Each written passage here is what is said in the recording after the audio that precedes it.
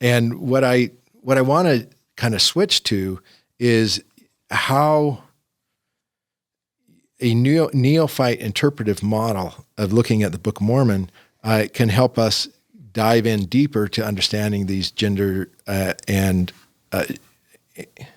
gender roles, as well as their linkage with these racial concepts, because the two come together in a peculiar way within the Book of Mormon. And that peculiar way will take us right directly to 19th century America. So again, as a recap for people who may have just been joining, it didn't see some of the earlier interview, is that I use the term Neophyte to refer to native converts to Christianity and to indigenous prophetic movements. And this approach, I've designed it to center indigenous voices and perspectives. It's a way of understanding the Book of Mormon more within the context of indigenous people's experience, and which is largely absent from the Book of Mormon.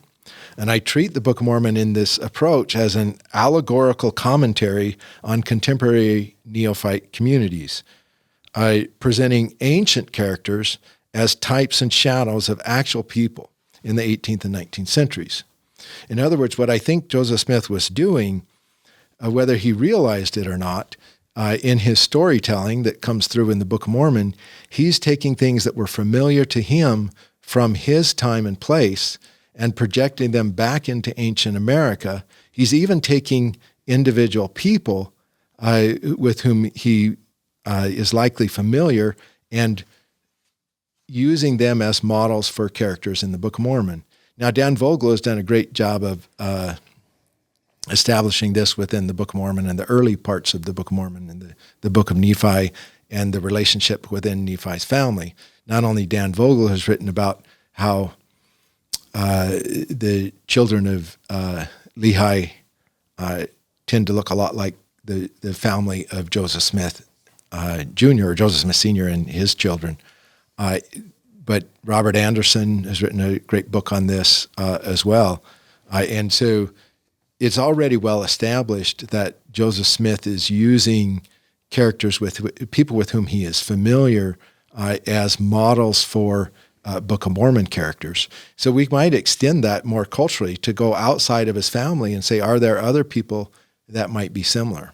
And I'm going to propose that, in fact, there are. But I want to start at the broader level of ecology. So using Neophyte communities as a way of looking at and doing comparisons and contrasts with Nephites tells us something really important about the origins of the Book of Mormon. Do you want to repeat what to listeners that maybe joined a little bit in or didn't hear what the term Neophyte meant? And Gerardo, were you about to ask a question too? No. Okay. Yeah, so again, Neophyte is native converts to Christianity or indigenous prophetic movements. That term Neophyte was used in the 19th century to describe those people. It's still a term in the English, but it's not as predominant as it was then. But it was fairly common in especially writings of missionaries in the 19th century. And the first time I was introduced to that term, the context was just someone who's new to something. Mm-hmm. Well, it does mean that. Yeah. But it's been applied very specifically to these communities. Yeah. And I'm narrowing it to these specific communities in my analysis. But I mean, in Joseph Smith's day, do we have a sense, was that term ever used like in the Times and Seasons or in the Millennial Star? Good question. That we know of? I haven't asked that question, but it's a great question. Okay. Yeah. All right. But we have a level of confidence that it's a word that would have been in Joseph Smith's zeitgeist. Right. Mm-hmm. Yeah. Yeah. Okay. So if we go to the 18th, or like in the Palmyra, whatever. Yeah. Okay. Yeah, definitely used in that area. Okay. Definitely used to describe Handsome Lake and his followers. One of the prophetic movements in the Seneca territory. So they're in the neighborhood. They're in. Followers of Handsome Lake are visiting Palmyra. So did you explain who Handsome Mike is?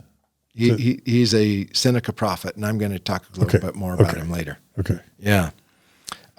So in the 18th and 19th century, in the British colonies and then what would become the United States, there was an expectation that the conversion to Christianity included the adoption of European technology, things like plows, mills, spinning wheels, and European plants and animals. So the conversion model that missionaries were using in 19th century America, as well as 18th century, was that to become a Christian, Native people needed to start using plows. Men needed to stop going out on the hunt and replace that with becoming tillers of the soil. That was a basic connection that missionaries had with Christian belief. Okay, today we don't necessarily think in those terms, but at that time, to become a Christian wasn't simply to believe in Jesus. Yeah. Okay, but to become a Christian meant that you, if you're a man, that you start plowing. You stop going out on the hunt, and you start raising the crops. It's kind of like the concept today of being a good Mormon means you wear a white shirt to church, means that no matter where you're living in the world, means that you're probably, if you're going to be a bishop, you're not going to have a beard, or those kind of stuff, right? Yeah. So it was those cultural associations, and it was an expectation. So the missionaries were farmers. Missionaries were teaching Native people how to farm, and that was an important part of the missionary work. Now, there were debates among different groups of missionaries about to what degree or which should come first. Should missionaries,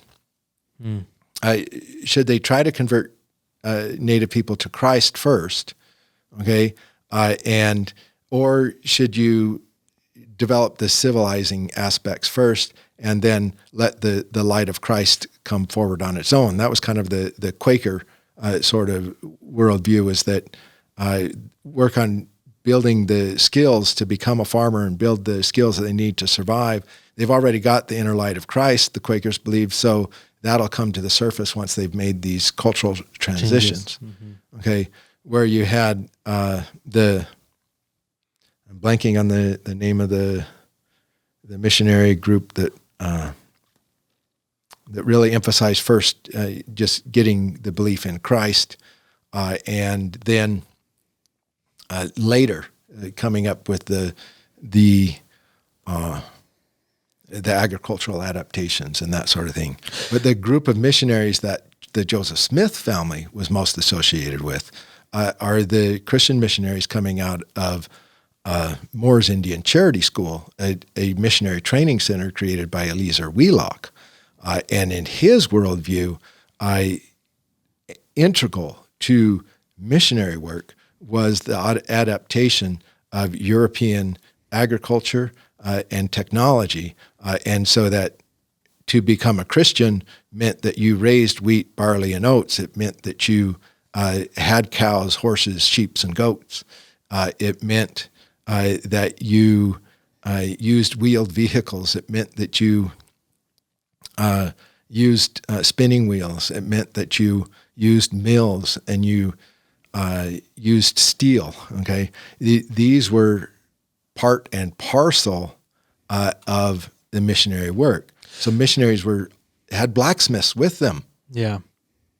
So by the time Joseph Smith, is a teenager, he would be seeing the Native Americans in his region who would have converted into Christianism using all these European methods of plowing the land and using, metallurgy and that kind of stuff. Yeah, and they'd been doing it for up to 200 years.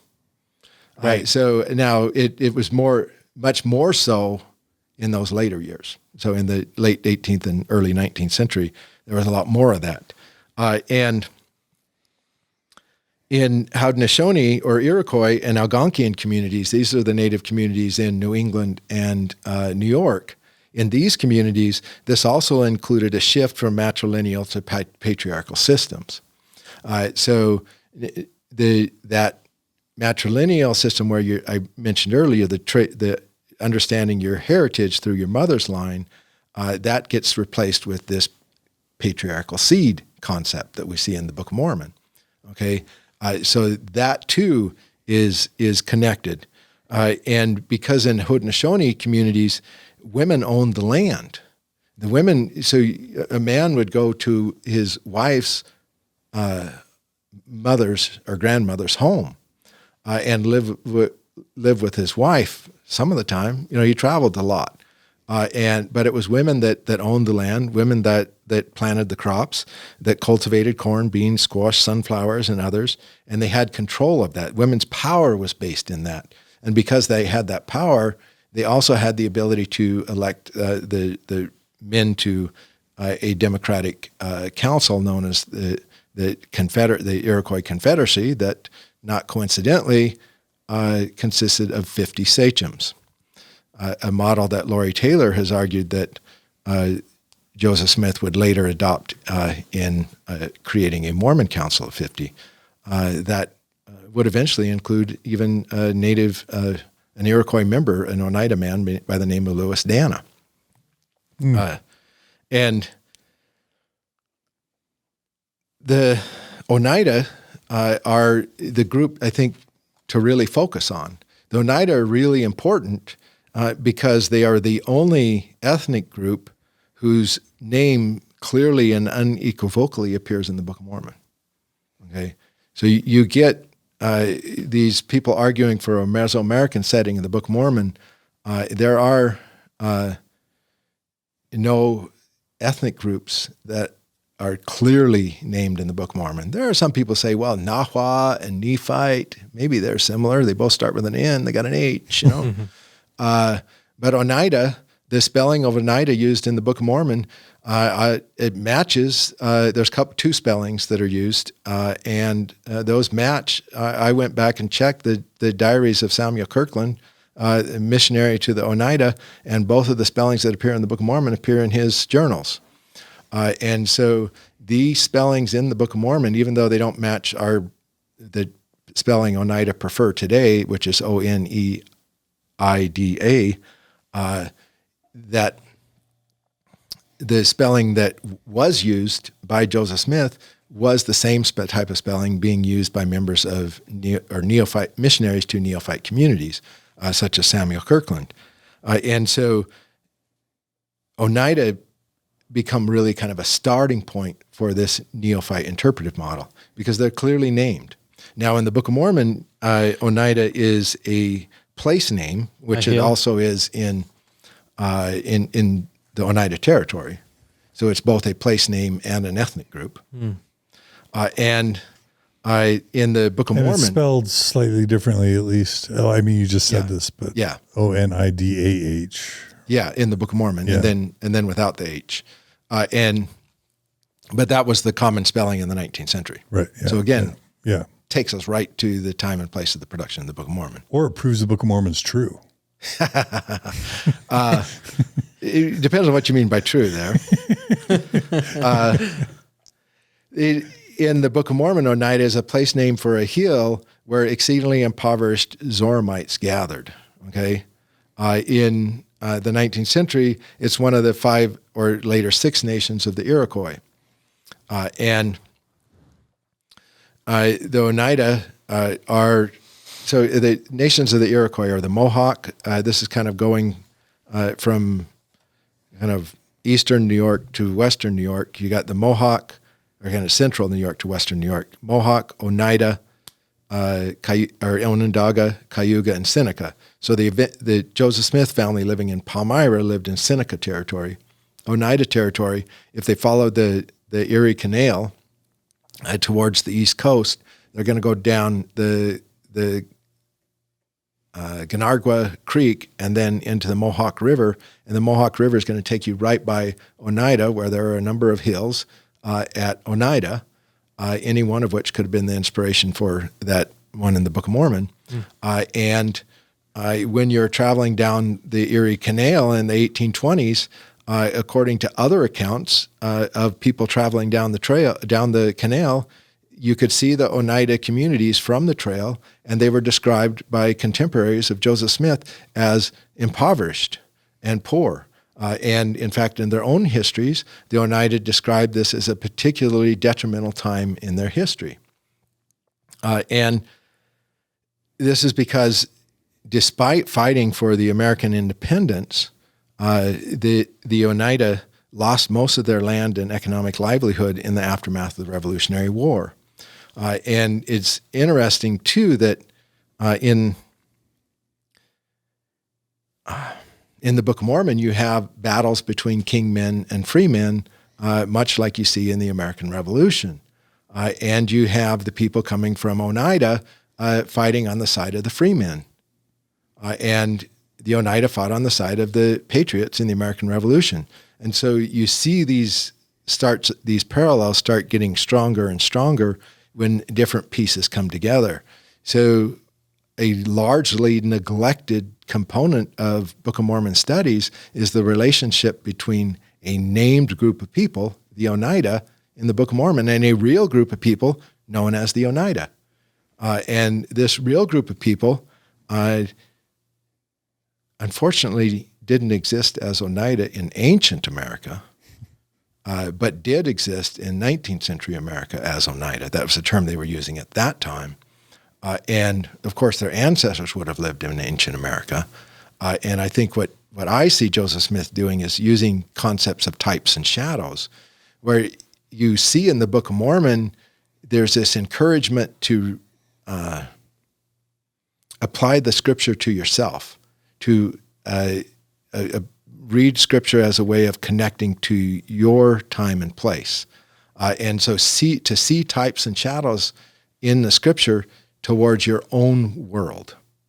And so what I think Joseph Smith was doing, either consciously or subconsciously, he was using types and shadows that he was familiar with in 19th century America and projecting them back into ancient America through the Book of Mormon.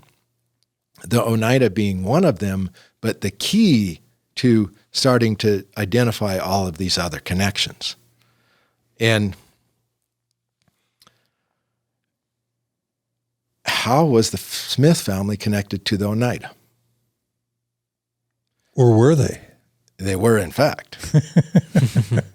And the connections really, and I briefly mentioned this before, come through Moore's Indian Charity School that was created by Eliezer Wheelock in the 18th century, and initially in Lebanon, Kentucky, and Lebanon, Connecticut, and then moved to New Hampshire when the Joseph Smith family was in the New Hampshire, Vermont area. And in fact, Moore's Indian Charity School was a hub of missionary work. It was a place to train missionaries, but also to do language training. The idea was to bring potential missionaries into contact with neophytes. So neophytes lived and worked in the school. They had to kind of pay for their education through servitude, but they got their education as a result of working at the school. And then the people that wanted to become missionaries were also students. They had classes together. They learned the languages together, and so they'd have native speakers of Iroquois and other Algonquian languages together so that the missionaries could learn the languages and then go spread the gospel around Indian country. The students that attended there will include a number of names that should be familiar to members of your audience. Those students include Ethan Smith, author of View of the Hebrews, a book that B.H. Roberts argued was likely a source for Joseph Smith in constructing the Book of Mormon, and has numerous parallels with the Book of Mormon. Well, and deeply problematic for the truth claims of the church, and we'll reference the secret Mormon meetings of 1922 in our show notes with Shannon Caldwell Montes. Yeah. And so members of the Smith family and Ethan Smith were connected through Moore's Indian Charity School. Not just Ethan Smith, but how about Solomon Spaulding? Have you heard that name before? Yeah, but Fawn Brody says we shouldn't pay much attention to him, right? Yeah. Well, you know what? Solomon Spaulding's story is another romantic kind of positioning of ancient European-like societies into the past. So it does share some similarities with the Book of Mormon, although less likely, in my opinion, as source material than the view of the Hebrews. But it shows why there would be so many parallels, is that they're a product of the same social network. Other individuals include Samuel Kirkland, who is a famous missionary to the Onidah and one of the primary sources that I'm working with. Joseph Brant, who is a Mohawk student and later soldier and played a critical role in the American Revolution. And Samson Occam, who was a Mohegan student and he was the first Native student to attend Moores Indian Charity School and the most famous of them. He would help fundraise for the school. He would travel to Europe to help fundraise for Moores Charity School and really was the chief financial reason that the school was able to exist. And he would not only would he also be a missionary to the Onidah, but he would regularly come to Western New York and travel around and preach primarily to white communities. A Native preacher going around preaching to white communities. We'll come back to that. One of his contemporaries, Joseph Johnson, was another student. Well, Joseph Johnson and Samson Occam led a group of 7 Algonquian nations from the eastern United States to Onidah, where they took Neophytes, basically, these Algonquian Neophytes, and created a community of Native converts that are living at Onidah. Stephen Mack, who was a cousin of Joseph Smith, was a student at Moores Indian Charity School. Wow. Stephen Mack Jr., that is. And Jacob Jameson is a Seneca student who would attend at the same time as this next person I'm going to mention. And so he was in New Hampshire at the very same time that the Smith family was there. And because he's from New York, the same, not Palmyra itself, but from closer to the Genesee River area, Rochester area, he would later work in Canandaigua and would travel often around basically Seneca territory in New York that included Palmyra. And he would be an interpreter for people like Red Jacket, a very famous Seneca spokesperson. Well, Jacob Jameson was a student with a man by the name of Hyrum, or a young man by the name of Hyrum Smith. Have you ever heard of him? Vaguely. Yeah. He had some relationship to Joseph Smith Jr., right? His older brother. Yeah. Not only his older brother, but his tutor. Yeah. His tutor. So what Hyrum Smith was learning at Moores Indian Charity School is what he was teaching Joseph Smith Jr. And so we've got this very interesting hub that connects the Onidah and the Smith family in intimate connections. Prior to the authorship of the Book of Mormon. Indeed.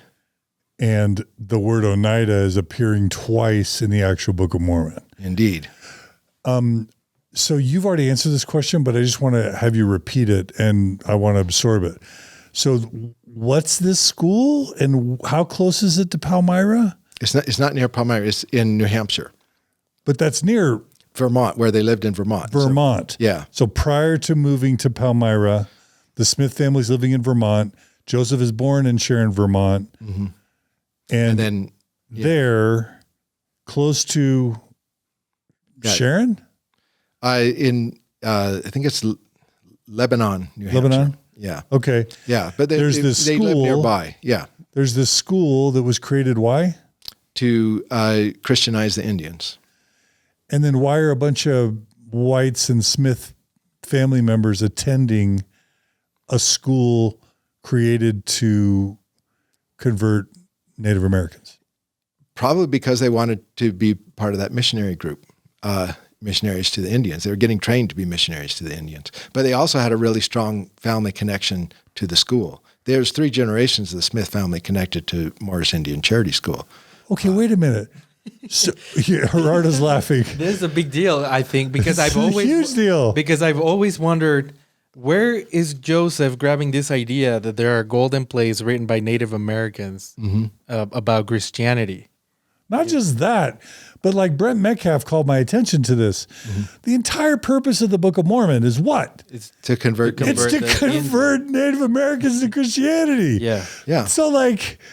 So 3 generations of, an apologist or a believer is going to go, see, well, of course, the Smith family was destined. They cared about this stuff to begin with, and that's what qualified them to then have the prophet come from their loins. Yeah. But another interpretation of that is if 3 generations of Smiths were obsessed with the conversion of the Native Americans to Christianity, this leads to the assertion that no one but Joseph Smith could have written the Book of Mormon. Because if the title page says that's its purpose, who else but a 3rd generation Native American wannabe Christian converter would be authoring that book to begin with? It certainly puts it into a pretty small group of people. So has Dan Vogel made any of these like very strong connections with Hyrum Smith going to this school and So I'm basing this. I'm following leads by Richard Behrens, who's a historian for Dartmouth College. So Moore's Indian Charity School becomes Dartmouth College. Okay, and so Eliezer Wheelock is the founder of both. So I'm following the work of Michael Behrens on this. And I haven't talked to Dan about it, but he's commented quite positively on my previous presentations about this research,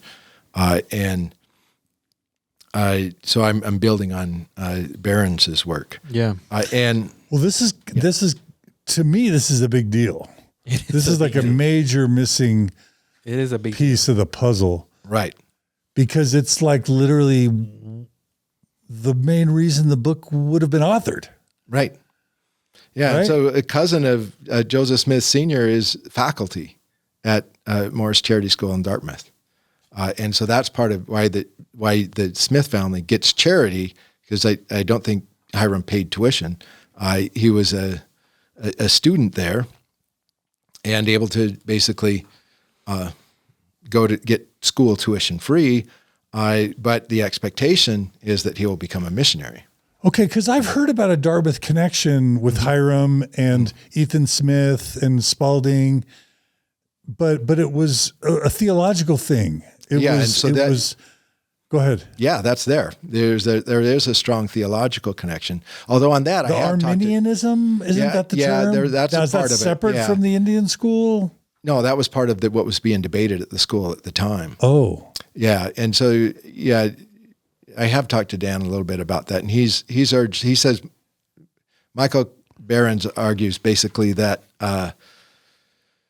most all of Mormon theology comes ultimately from John Smith's theology lectures, and that Dan Vogel's urged caution on jumping to that conclusion, and so I have not tried to answer that question yet, but I think it's fair to say that there was some influence, right, of John Smith's theology that was being passed down in the Smith family, and so what you see in his lectures that I've not read yet, okay, for myself, and the theology of Mormonism, that there's some similarities for sure, but that that it was borrowed wholesale is probably an exaggeration. Joseph Smith innovated, okay, and came up with his own ideas, and I'll show you some of those in specifics in relationship to race and gender. And the Book of Mormon, right? In the Book of Mormon, right. Yeah. And so, go ahead. Yeah, and then the fact that the word Onidah appears in the text of the Book of Mormon when you're telling us the Onidah tribes didn't exist, and certainly not with that name in ancient America. This is a big deal. I love it. I've been around this no one else who's smart is going to be surprised. But I've been around this business so long that when I hear something that's a big deal that's new, it's really exciting for me. Yeah, and it's because of this not paying attention to indigenous voices that this sounds surprising to you or to the listeners, is because we've erased indigenous history from U.S. history. Right. So it takes work to find this material. What I found is surprising. So we've just started to scratch the surface, and really, I'm only able to give you a brief outline. But let's put it this way: 4 of the most famous alumni of Moors bear striking similarity or resemblance to Book of Mormon characters. Now, part of me is excited to hear this, and then part of me is thinking how much of this is parallelism, where we're like searching for parallels. But I respect you obviously enough to where I'm dying to hear. Yeah, because. But should we give a disclaimer about the risks, like the weaknesses of parallelism? Yeah. So when I started encountering this stuff, I'm not a big fan of parallels. Okay. Like Nahum being the worst example, right? Yeah. Right. Yeah. Yeah, for sure. Where you just find any coincidence you can. You discount all the disconfirming data, and you find one coincidence of a parallel, and you spike the football and claim a touchdown, right? Yeah, it's kind of Hugh Nibley's methodology, where he would, and John Sorensen would use this methodology as well, where you'd kind of scatter the ancient world or search the ancient world, try to find something that's similar to the Book of Mormon, and say, oh, I've got a parallel, okay? And so, say in John Sorensen's example, you'll have one parallel with the Nahua, one parallel with the Maya, another parallel with the Olmec, and these are all different people in different places and different times. Right. Okay? Right. And so those 3 pieces all have some resemblance to something in the Book of Mormon. So for a parallel to have any level of validity, it needs to be in conjunction with other parallels and from the same time and place. So from my perspective, I would reject most of the parallels that have been proposed to the Book of Mormon, especially those from the ancient world, that don't all come from the same time and place. And so what makes this Neophyte interpretive model distinctive and different than what you see in most of the rest of Book of Mormon studies is I'm going to a very specific time and place. And all of these parallels come from that very specific time and place. So I'm saying within a decade or 2 of the production of the Book of Mormon, is where I'm finding. Yeah, prior to the production of the Book of Mormon is where I'm finding these parallels. There are a few of them, right? Yeah, there are a few of them that extend into the late 18th century. Okay, but most of them I can trace right up to the 1820s. But not only that, right? My understanding is that they would also be, these stories would be widespread. Like a lot of people would have known about them. Mm-hmm. Especially if you went to Moore's Indian Charity School. Right. Right. Or your brother did. Right. Okay. Or your grandpa, or your cousin, and brother, your and cousins, and uncles. Yeah, all your relatives did, okay? Or at least a fair number of them. You're going to be aware of these people. And not only that, the people I'm going to mention were some of the most famous American Indians and famous missionaries of the day.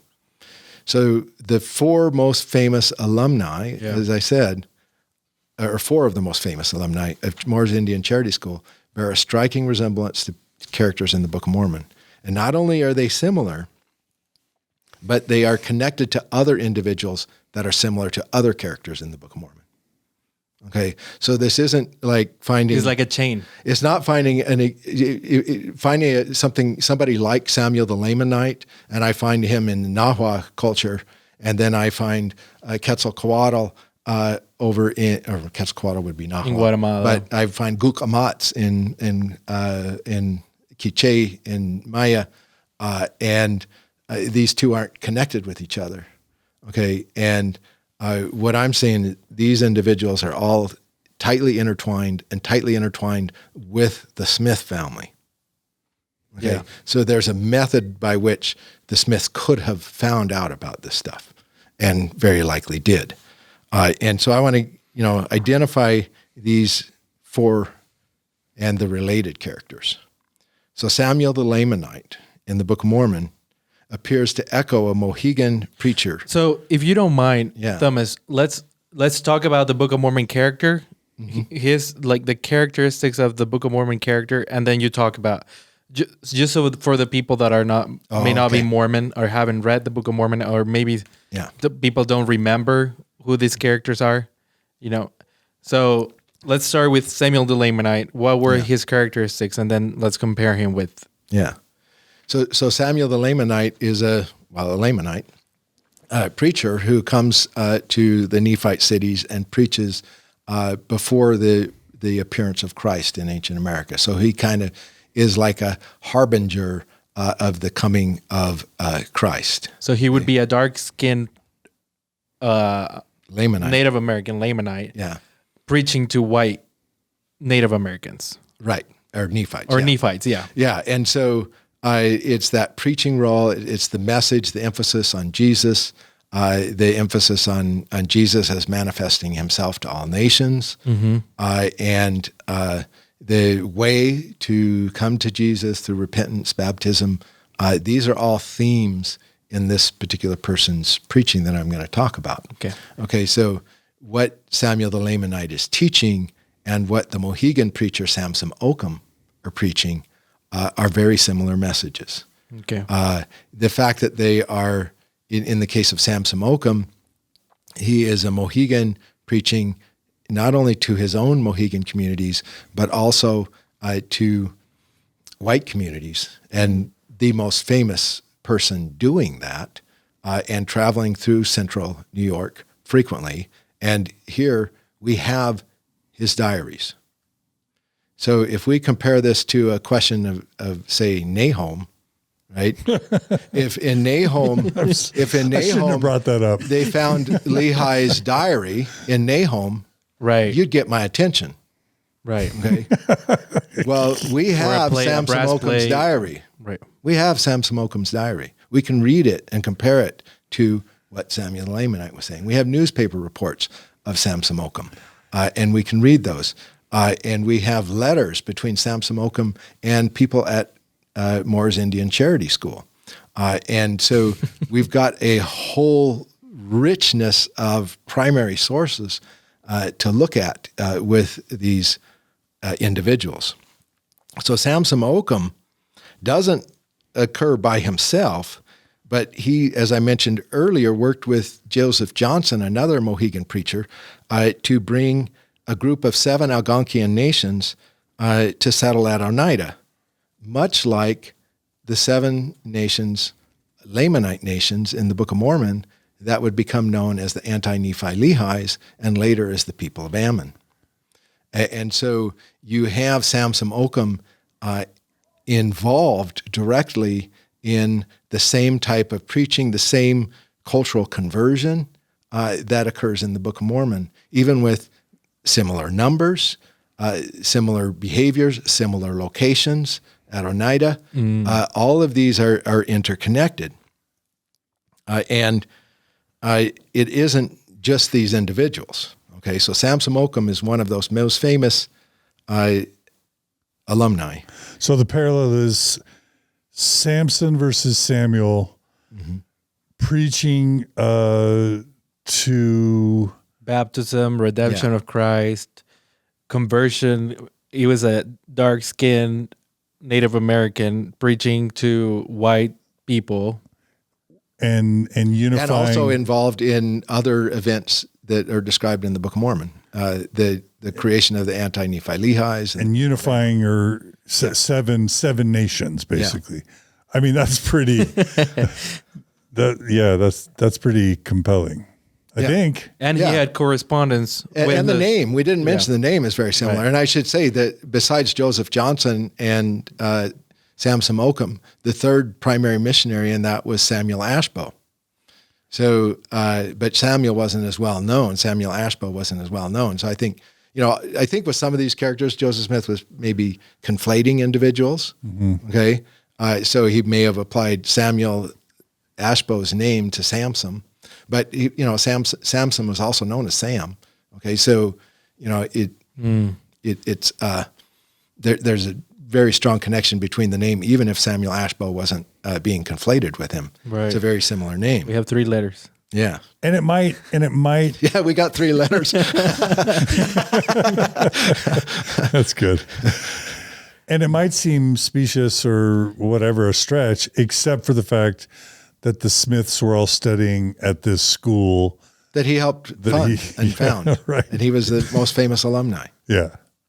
Yeah. Okay. And, all right. And came back to speak. And, Yeah. So another character in the Book of Mormon is a person known as Amaron, and he's interconnected with several other people, Amalickiah and a Lamanite queen. And so Amaron reflects the Mohawk sachem Joseph Brant, who was another one of the most famous graduates of Moore's Indian Charity School. And he was closely associated with a character who resembles Amalickiah, who was Sir William Johnson. And Sir William Johnson was married to Molly Brant, Joseph's sister, who looks very similar to the Lamanite queen. So who are these individuals in the Book of Mormon? Amalickiah, importantly, was a Neophyte who becomes a Lamanite king. Joseph Brant was an Irishman, or British colonist, working for the crown, who becomes a Mohawk sachem. Okay, he becomes a Mohawk sachem through the matrilineage, through his marriage, his native marriage, not a Christian marriage, but his native marriage to Molly Brant. And Molly was part of the leading matrilineage of the Mohawk Nation. And so she and her mother nominate Joseph Brant to the role of sachem. So he's one of the Council of 50 sachems that make up the confederacy of the Haudenosaunee, or the Iroquois nations. And so Joseph Brant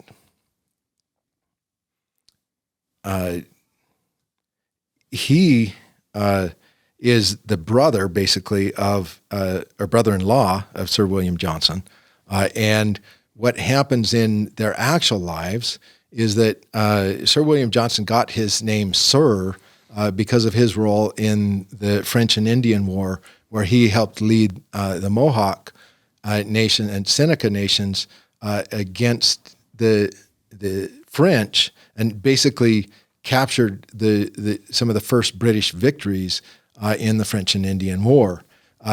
Because of his role, he gets knighted. And so at this time in the British colonies, only two people had been knighted. So when you talk about celebrity and who was best known in 18th, 19th century America, Sir William Johnson, as a knighted individual, was one of the very most famous people in the British colonies in the 18th century. And so would Joseph Smith have heard of him? Almost definitely. And he has a biography that's very similar to Amalickiah, becoming a king or sachem, and being interconnected with other individuals, marrying one of the few women mentioned in the Book of Mormon, not named, the Lamanite queen, who we can now say is probably Molly Brant.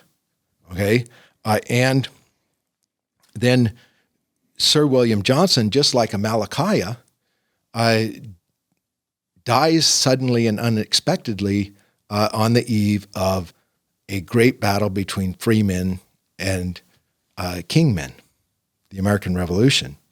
So Sir William Johnson dies in a somewhat mysterious manner, although less mysterious than Amalickiah. Amalickiah is murdered, although there were rumors that Sir William Johnson was murdered. He probably died of natural causes, but it was unexpected. So there's a little bit of a difference there between the Book of Mormon account and Amalickiah's actual biography. But it's still quite striking that this occurs right before this major battle between kingmen and freemen. And again, if you're thinking like 19th century Joseph Smith, thinking in types and shadows, he is creating a narrative that's projecting his own world into ancient America.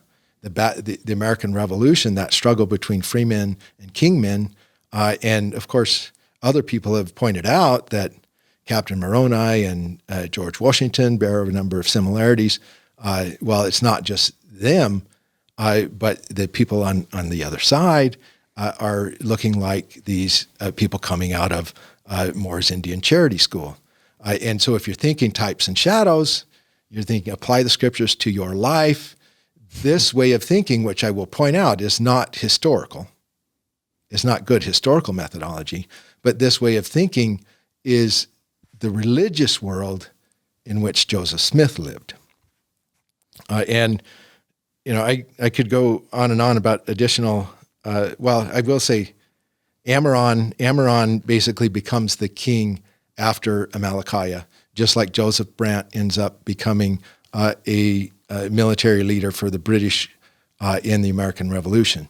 And so you have Amalickiah and Ammoron playing similar roles, and you have Molly Brant and Joseph. So you've got this, it's not just one character, it's a group of characters, it's biographies, it's events in the Book of Mormon, all interconnected, all coming back to a very small place, a very specific time period, at least between 1770s and the 1820s. So within a 50-year period, we've got these parallels all tied neatly and tightly together. Now, do you have any sense that I don't even know if the Indian school would have had a curriculum, but that the Indian school would have talked about Sir William Johnson? That's a future research project for me. Yeah, okay. I would like to answer that question. And, you know, I think at this point it's best to frame these as hypotheses, right? Parallels are a weak form of evidence, and so we need to acknowledge that. But I do think that there's enough here that got my attention. And I'm a skeptic. I am reluctant to take a position unless I have a lot of evidence. So it took me several years of researching this before. Well, for one, I wouldn't have believed it. In fact, I didn't believe it. So when I did my dissertation, Gary Witherspoon, who was the only Mormon on my dissertation committee, critiqued me for not considering the parallels between the Book of Mormon and Iroquois. And I didn't believe him at the time. Okay. And so I did not include that in my dissertation in defiance of him. Okay. So I have written records that can show that I did not accept this position 20 years ago. And my position is reversed. Okay. So I didn't come into this trying to prove that these parallels existed. I didn't think they existed. I thought that Joseph Smith made it up all out of his own imagination. But being pushed by Gary Witherspoon, by reading Laurie Taylor's dissertation, which is really one I highly recommend, telling stories about Mormons and Indians. She amasses a tremendous amount of evidence. Michael Barron's puts this evidence, and I've added a lot of other pieces to the work that these other scholars have done that have ended up convincing me that at the very least we need to take this seriously. And I'll add another reason to take it seriously, and this is kind of a methodological reason. And that is that I believe that we ought to take Native stories seriously. So Native people have said, and we talked about this earlier, that Joseph Smith was assisted in the process of creating the Book of Mormon by Seneca followers of Handsome Lake. I've taken that story seriously and tried to see what elements of it might in fact be true. I'm still skeptical of all of the claims of that story. But in the process of investigating those claims, I kept coming across this other material. And I'm like, holy, what is this? And wow, that Sir William Johnson, who really sounds a lot like Amalickiah. Or this story of Sons of Helaman sounds a lot like a battle between the Onidah and the Mohawks. In which they would shoot. You haven't talked about that one yet, right? No, I haven't. I haven't. It's not even in my outline. I've got a lot more than's in my outline. This battle. You're holding out on us. I don't have enough time. You're keeping the good stuff. Yeah, but there's this battle with the sons of Helaman where they escape unscathed and stuff. Well, there's a similar battle between the Onidah and the Mohawks. Because the Onidah and Mohawks are fighting on separate sides of the revolution. So we're not one is killed kind of thing. It's not. No, the Book of Mormon exaggerates it. Of course, right? But I mean something. Yeah, that. Something like that. So basically, what was happening is that the Onidah are fighting with the Patriots, and the Mohawks are fighting with the British. At Oriskany is the location of the actual battle, and. Because they're like cousins and relatives and part of the same confederacy, and they saw this as a white man's war. Mm-hmm. Okay, they didn't want to kill each other, and they really the Confederacy had almost broken up over this. They'd at least put out what they did. What they did is they couldn't reach an agreement on who they would support, and so they put out the council fire. What that meant is that the nations were free to choose amongst themselves who they would support. So the Oneidas support the freemen or the revolutionaries. The Mohawks support the kingmen or the British. Okay, same narrative as in the Book of Mormon. Yeah. Okay, and similar events happening where there's this big battle and the natives aren't killing each other, but they sure are killing the British and the Americans. When you start to compare and contrast the native versions of these stories or the stories recorded in journals and stuff from that time, not just native sources, but others as well, you start seeing a little more complex picture. And I don't have time to go into all the events that are similar, but I will say that there's a general pattern, and that is the Book of Mormon tends to exaggerate the actual historical events. So they tend to be grander, more miraculous than the actual historical events. But they bear a remarkable similarity to a number of historical events. Yeah. I think one that was really interesting to me was the Mosiah and Benjamin. Mm-hmm. Yeah, so that's an interesting one as well. So you've got... Did we skip Ammon? Yeah, well, let's do Ammon first. So Ammon's the one that chopped off all the arms, right? Yeah, so Ammon in the Book of Mormon is a missionary, and he ends up converting King Lamoni, and then converting the people that would become the people anti-Nephi Lehi, and eventually the people of Ammon. Okay, so they bear his name. So I've already shown how the people of Ammon are interconnected with these other characters. Well, Ammon actually resembles kind of two different actual historical characters. One is Samuel Kirkland. Samuel Kirkland was the most famous missionary to the Onidah. Okay, so Samuel Kirkland, much like Ammon, is a preacher missionary who goes to war. Okay, so Samuel Kirkland, when the Onidah, he plays a key role. He was actually a spy, and on the payroll of the U.S. government in trying to convince the Iroquois to fight on the side of the Patriots. So Samuel Kirkland very much resembles Ammon, not only in being a missionary, but in the behaviors around the actual fighting as a missionary soldier. Now, Ammon also has some resemblances to Henry Simmons, who was not a graduate of Morse, but a Quaker missionary to the Onidah and Seneca. And so the connection there is with his conversion of King Lamoni. So Ammon's conversion of King Lamoni closely resembles one of the most famous manifestations of Jesus to the Iroquois. And this is the vision of Handsome Lake. And in the vision of Handsome Lake, which was kind of the foundation of what would become known as the Longhouse or the new religion of the Iroquois, this Seneca prophet, Handsome Lake, has a visionary experience where he collapses to the ground and has a vision in which there are numerous similarities between his vision and the vision of Lamoni in the Book of Mormon. The idea of seeing Jesus being the really key part of it, traveling to heaven and hell, bringing stories back, and having. I don't have that part in my notes, so I'm not remembering every detail off the top of my head. But there are at least a half a dozen critical details in those two visions that are very similar to each other.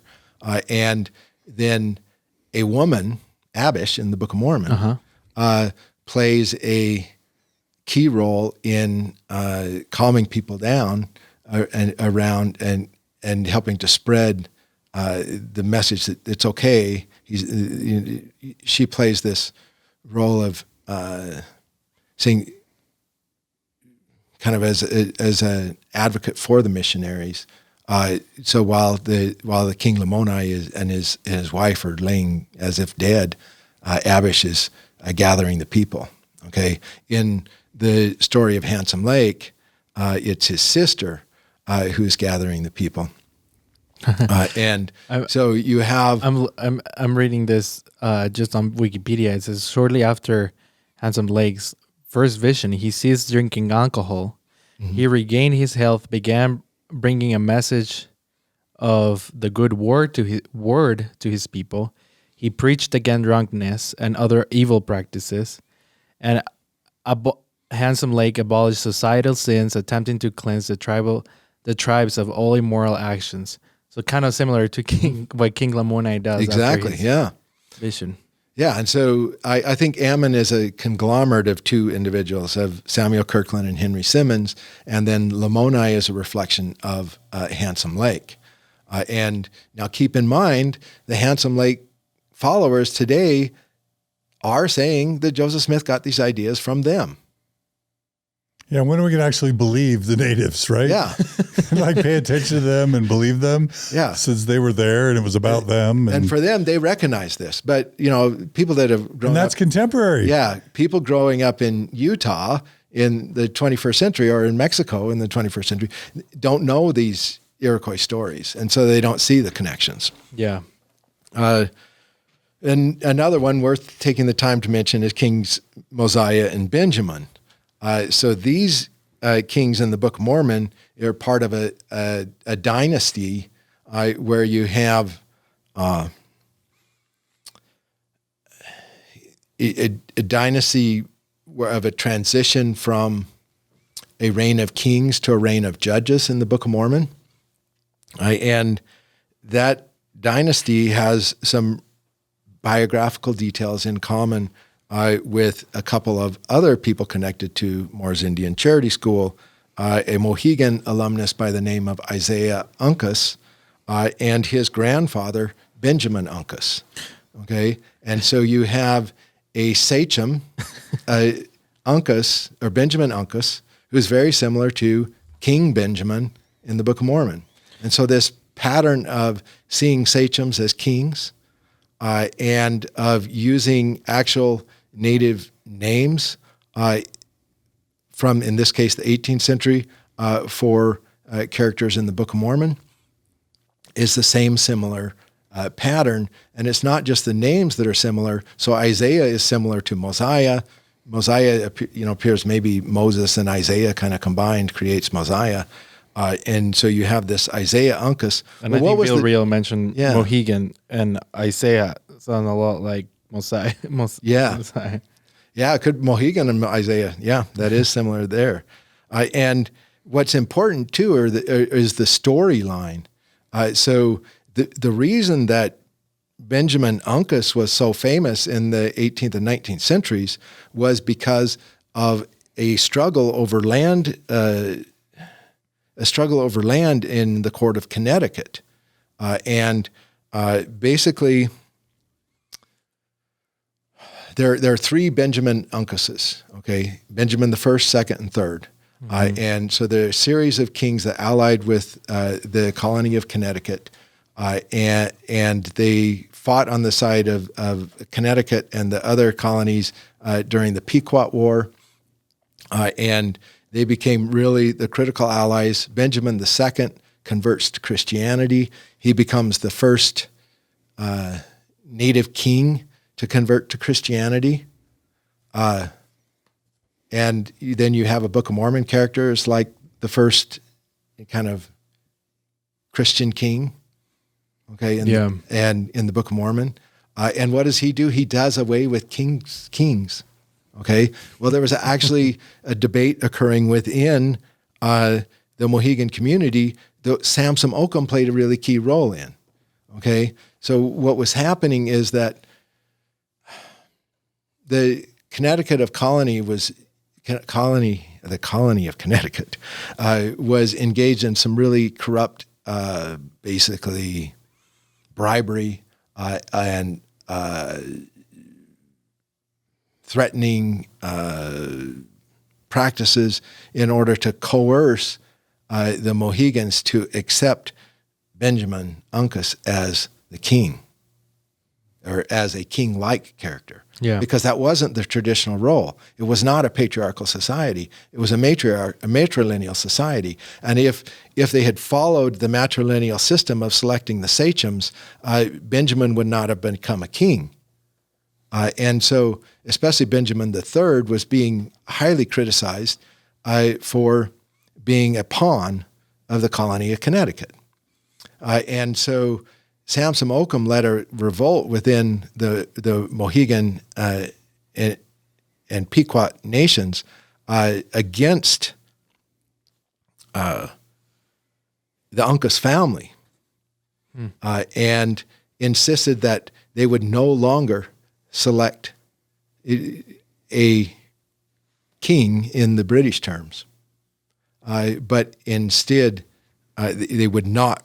They basically would not recognize Isaiah as a legitimate king, and wanted to basically disband that kingship that had been set up by the Connecticut of colony to begin with and wasn't traditional in the long run. And so you get in both the Book of Mormon and in Mohegan history a struggle over kingship and judgeship and how do we govern ourselves.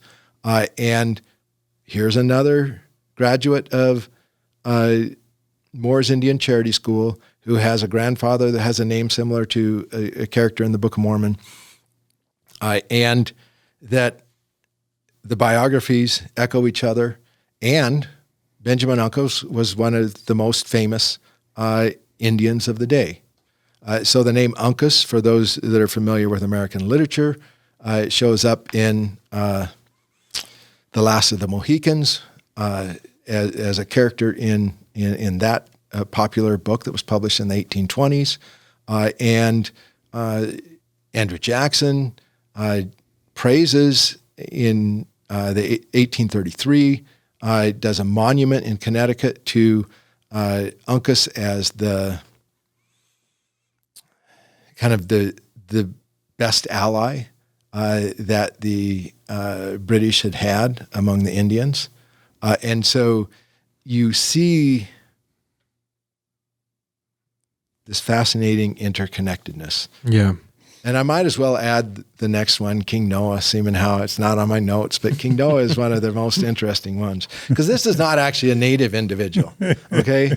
But the King Noah in the Book of Mormon and the King Noah in Rochester, New York, is another fascinating parallel. And this one, I think some of this stuff Joseph Smith might have learned through oral history. This one I can put in the newspaper stories that he would have picked up from the bookstore that the newspapers his father was described or subscribed to. So we can literally put the story of a King Noah into Joseph Smith's hands that also turns up in the Book of Mormon. So this Noah is a Jewish man by the name of Noah Mordecai. He was a big advocate of the idea that Indians were the lost tribe of Israel. And so he has this great idea of a city of refuge where he's going to bring together Jews and Indians as Hebrew descendants, bring them together and create a city of refuge on an island in the Niagara River. Okay, this island is incidentally between two Iroquois towns or reservations. They were reserves by this time. The Tuscarora and the Tonawanda, if I remember correctly, are the two reservations, and you have a plan that Mordecai and Noah is that he purchased this island, and then has this grandiose plan of building the city of refuge. He dresses up as a British king and goes through the streets of Rochester to announce the creation of this great big city of refuge in a very flamboyant way. He proposes taxes that he is going to use, taxes on Jews that are kind of like a head tax to help pay for the creation of this city of refuge. And he proposes an ambitious building program. Okay. Now we come to King Noah in the Book of Mormon. King Noah in the Book of Mormon leads this city that has two Lamanite towns nearby, and he has a very ambitious building program funded by heavy taxes, although the taxes in the Book of Mormon version are much higher than the actual taxes on that Mordecai and Noah had practiced or proposed. So there's that exaggeration pattern that I see in these stories.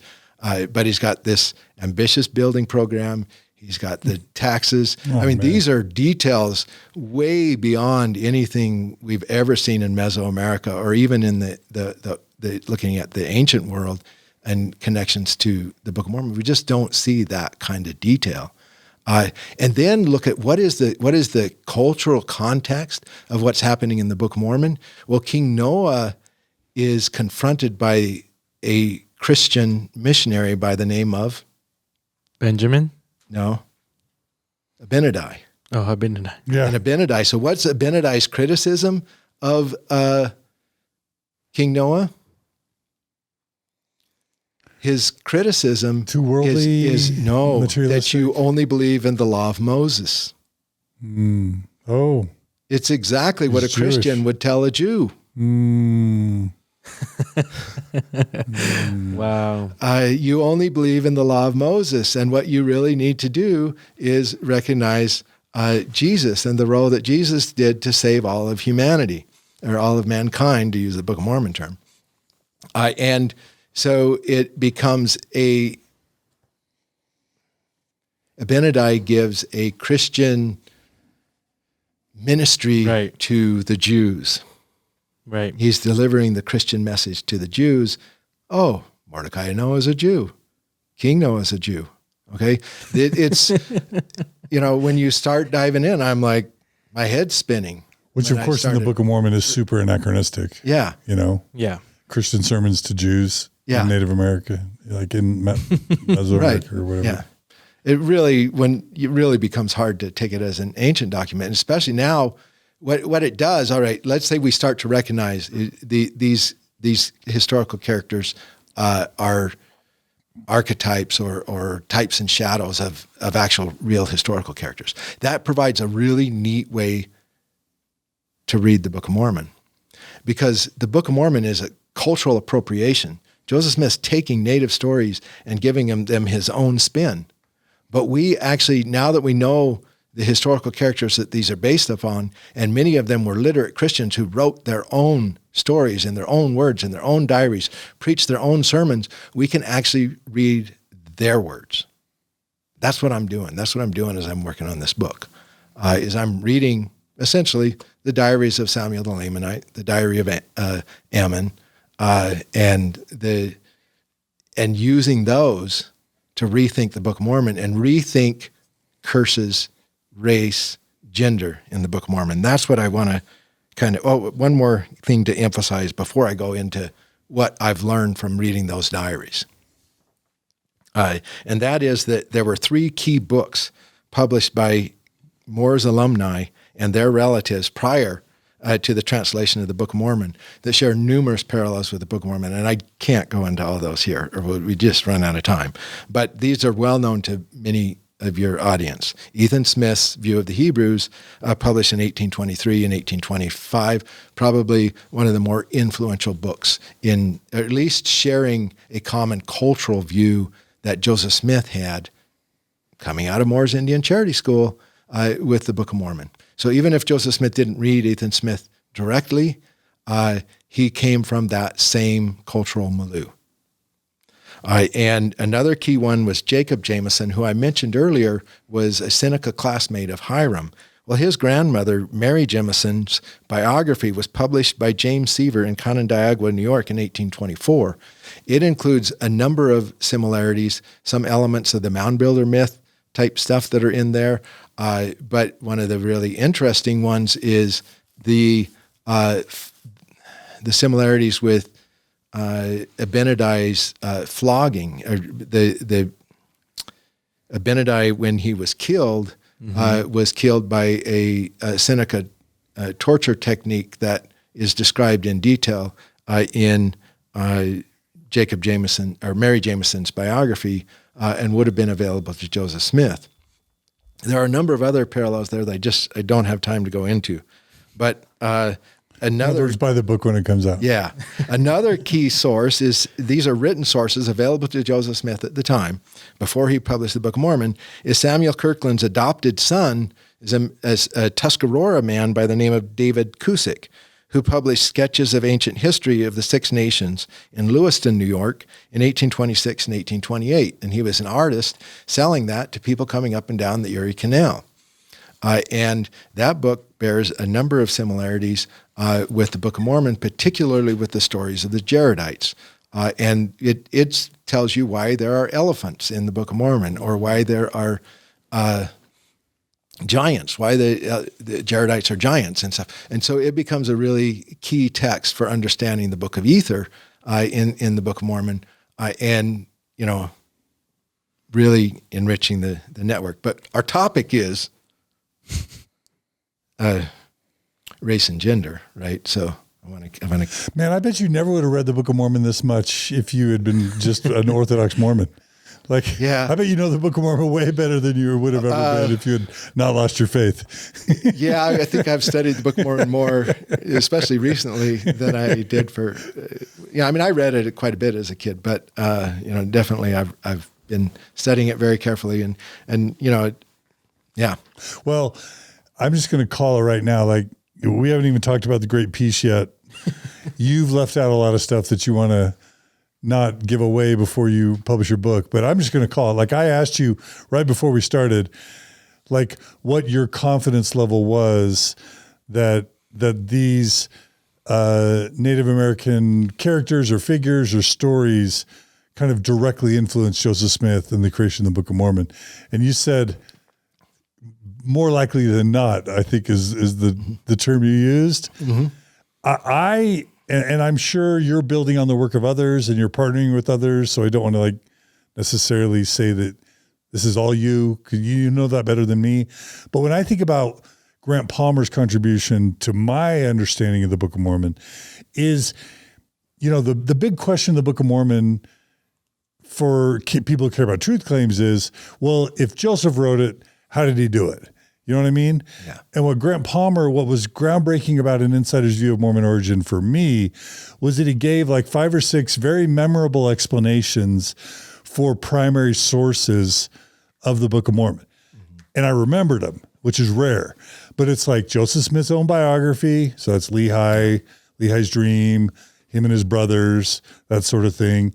And then it's like Old Testament and New Testament, Isaiah chapters, the Sermon on the Mount, right? And then it's View of the Hebrews, right?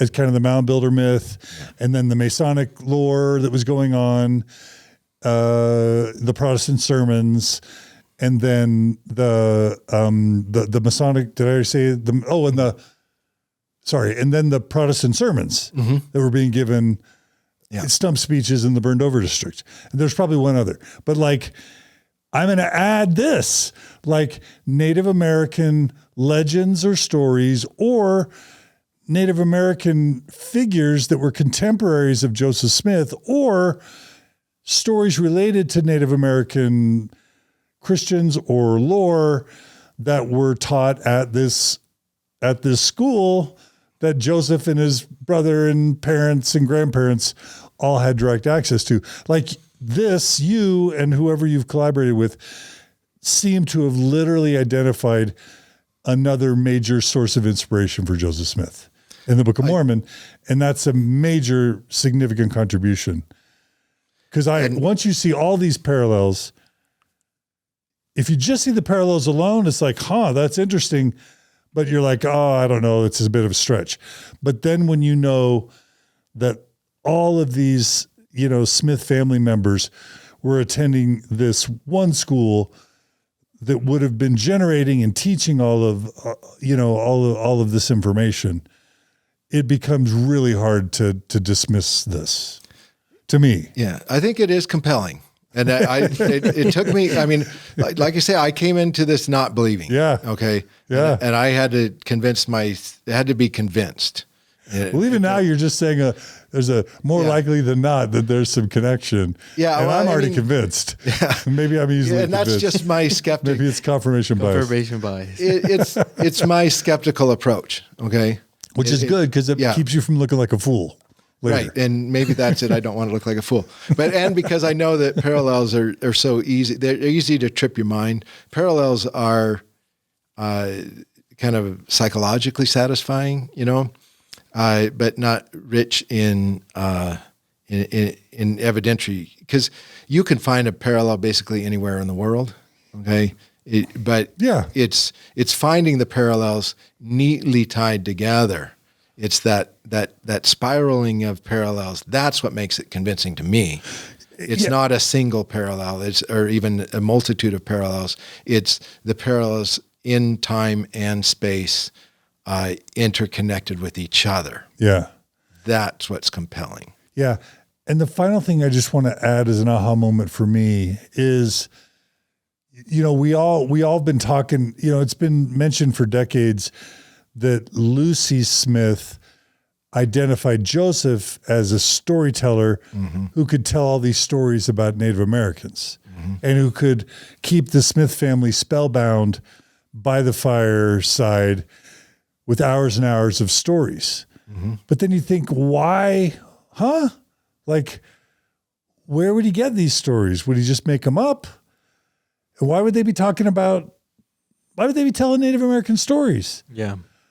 But the missing piece is him and his parents and his grandparents and uncles and aunts and cousins were all attending this school, right? That was focused on Native Americans and Native American stories. And that would explain why Joseph, where he might get his interest in and or material for these stories that he would be telling on because otherwise, why would a 15, 16-year-old boy be telling stories about Native Americans to his family at the fireside? Why? Yeah. Well, that doesn't totally make sense to me, right? Yeah. Yeah. Until now. Yeah. It's exactly what you would expect, Joseph. The Book of Mormon is exactly what you expect Joseph Smith to write down to the title page. Yeah. Once you know the family's connection with this Moore school, right? Right. And Rick Grunder points out he's a former librarian at BYU who's looked a lot at parallels in the Book of Mormon in 19th century. He points out that storytelling starts at the same time that James Seaver's biography of Mary Jemison is published. And so, in the mid-1820s. And so there's a coincidence of time, at least with that particular book, as well as some similarities between that book and the Book of Mormon, and those classmates of Hyrum's and stuff. So, yeah. Oh, sorry. And you just triggered in me one final like aha moment that I'm distilling from what I've just heard the past hour. Maybe, yes, the Book of Mormon probably isn't like plagiarized from Solomon Spaulding manuscript. Yes, the Book of Mormon is not a plagiarism of the View of Hebrews. But what now you've crystallized in my mind is there's like this genre of book that graduates of participants in this Moore school all left inspired to write, which is let's write inspired historical fiction, kind of Christian infused Native American literature. Right. And the Book of Mormon fits right alongside View of the Hebrews and these other books you've identified. And the Tanners have identified kind of the mound builder myth woven into many books, 10 to 20 years prior to the publishing of the Book of Mormon. Yeah, so Dan Vogel too and Dan Vogel. Yeah. So that's not like brand new, but like tying it to this school for me is a missing piece. And tying it to the native stories, because this is what, this is kind of a decolonizing methodology. Yeah. Okay, so a decolonizing methodology tells me that I need to take oral tradition seriously. Yeah. Even in the Book of Mormon, it denigrates oral tradition. Okay. Yeah. But it also, at the same time, it denigrates oral tradition. It says that the Nephite records are the true ones, and that the Lamanites have their stories. It recognizes that, and it recognizes those stories are out there. Okay. But it says that these are the true ones. And so it's working out this assumption that if we write it down, it's true, which is a faulty assumption. The oral tradition is actually quite an effective way of passing on tradition and knowledge. And my work with Coast Salish nations, we could tie events back to the Ice Ages in native oral tradition that would describe events in the Ice Ages, and that's pretty surprising that could be passed down, 10,000 years or more, and specific events in like 1700 that are described in native oral tradition and documented in the archaeological record. And so, having had that experience in Coast Salish nations with oral tradition, I have a greater respect for the value of oral tradition. And so, my methodology is to take it seriously. And the reason I went down this rabbit hole, if you will, is that I took native oral tradition seriously. Native people say, Joseph Smith borrowed our ideas, borrowed our stories. That should have been all we needed to know. And and so, but I'm a skeptic, even of them, even of the oral tradition. So and we all are blinded. I had to find the evidence before I could be convinced. And I was, I did not expect to find this much support for those claims. And I haven't even got to the great apogee, the big story of the Book of Mormon. What is the Book of Mormon all about? It's about the manifestation of Jesus Christ to Native America, right? Are you saying hold on to our hats? Yeah. So this one I have to say, this one is interesting. And I'll point out here, my best sources on the connections here are oral traditions not written down until after the Book of Mormon. Okay? So state that up front. So the oral traditions not recorded until after the Book of Mormon bear striking resemblance to stories of Jesus in the Book of Mormon, the stories of the Iroquois Great Peace. And at the end of our last episode, I talked a little bit about the Great Peace. But basically, in Iroquois tradition, you have the peacemaker who brought warring nations together to form the Haudenosaunee or Iroquois Confederacy that I've already mentioned, involved a Council of 50, and initiated an era of great peace and equality among the 5 nations, the Mohawk, the Oneida, Onondaga, Cayuga, and Seneca, and later Tuscarora. And so the peacemaker is this key cultural figure in Native tradition in the area Joseph Smith was living. Neophyte versions of this tradition, that is Christianized versions of this tradition, okay, identify the peacemaker as the same messenger who crossed the salt water to bring a message of peace to the ancient Near East, where his message was rejected and he was killed. In some versions of that, or kind of the more traditional, he travels in a stone canoe, and then others show more Christian influence where he walked across the water. Okay? So you see this mixing of Christian elements into traditional native narrative, and it becomes a way that Neophyte communities blended their traditions with Christianity. It helped to legitimate their conversion to Christianity, but more importantly, it helped to legitimate their own religious traditions vis-a-vis the missionaries. Okay? If Handsome Lake can say that Jesus visited him in his vision, and this is what he learned from the three messengers, later four messengers, three Neophyte, Neophyte. There were three messengers in Handsome Lake's vision whose message is validated by Jesus, then that makes his message more palatable to colonial authorities. And in fact, Thomas Jefferson endorsed Handsome Lake's religion as being good for the Indians. Okay, and very famously. And so by connecting their own traditions with Christianity, they could validate it in the eyes of the colonists. Now, in all likelihood, so this story of the great peace and the peacemaker, this was, you can't trace that story to 400 after Christ, right? Like this would be much newer. So the events of the creation of the Iroquois Confederacy, there are different debates on when this occurred. Okay, so the creation of the Iroquois Confederacy by most anthropologists would put it between 1450 and 1550 of AD, okay, of the Common Era. There's a good group of Iroquois scholars led by Barbara Alice Mann, the Seneca descendant I mentioned before.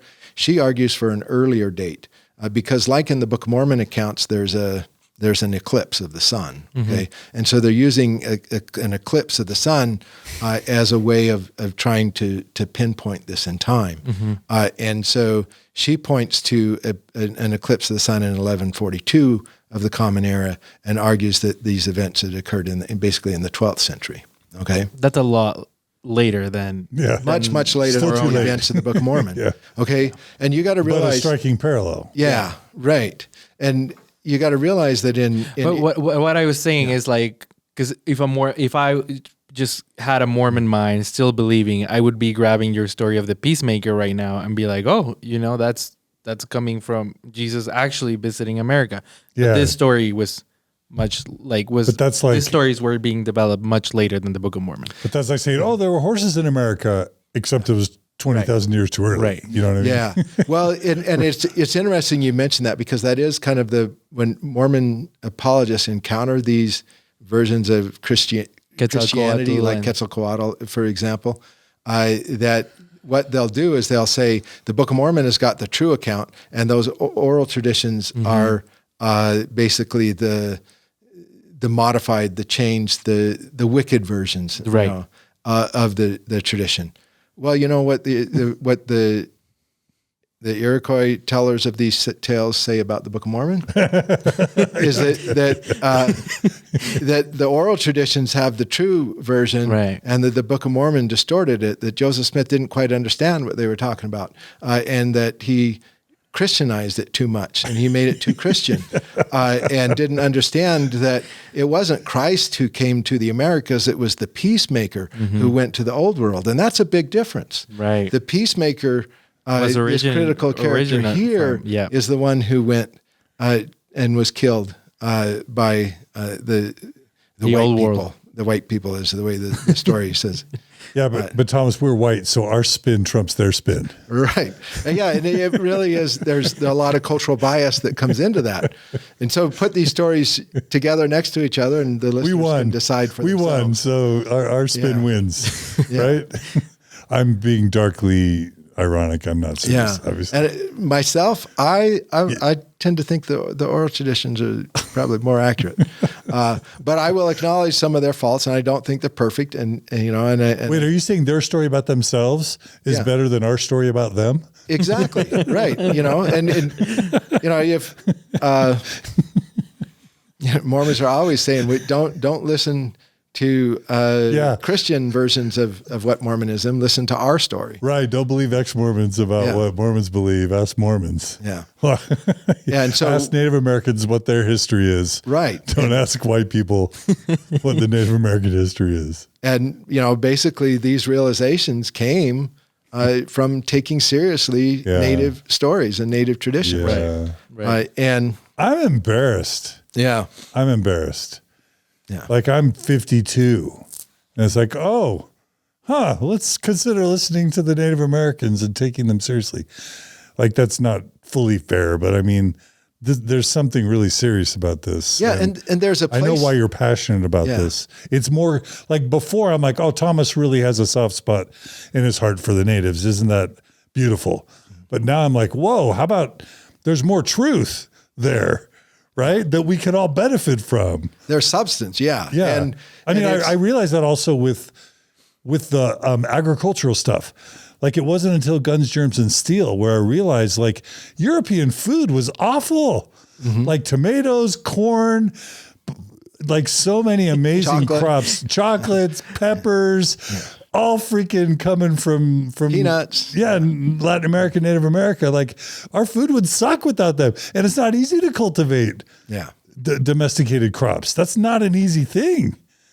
Like, and that's just one example. Anyway, but it's amazing, And what I like there's real wisdom and truth when you listen to Native peoples. And what I can present to a Mormon Stories audience, which is admittedly mostly ex-Mormon or never Mormon, and I can present this same stuff to a believing audience, and there's a place for them to connect to, and to a Christian audience as well, because what you've got is Native people wrestling with Christianity in their own terms, and these are actually, people like Samson Occam were Christians. They were fully devout Christians.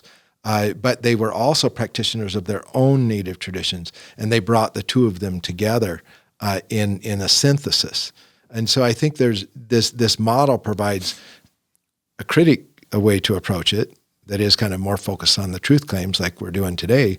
But there's also the version I presented at BYU that really looks at that common thread through Christianity. Mm-hmm.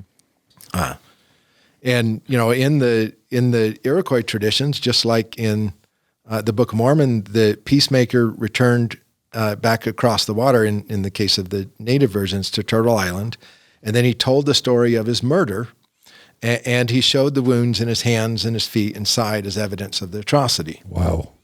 And so it has detail that is both true both in the Book of Mormon and in the Iroquois tradition, and there's also New Testament parallels for this as well. Okay, this is the way Jesus manifests himself through showing his wounds. Mm-hmm. Okay, and it was also an important part of some of the missionaries' preaching to natives as well, as to emphasize Jesus's wounds. And I will say that on this, the best versions of the story, as I said, were written down later, but some elements of the story I can confirm before the Book of Mormon, and the idea, for example, that Christians, what in missionary work prior to the publication of the Book of Mormon, native Iroquois were saying back to the missionaries, why should we believe you? You killed your God. Why should we believe in him? You didn't. That type of element that's present in this native oral tradition, I also have in the historical record prior to the publication of the Book of Mormon.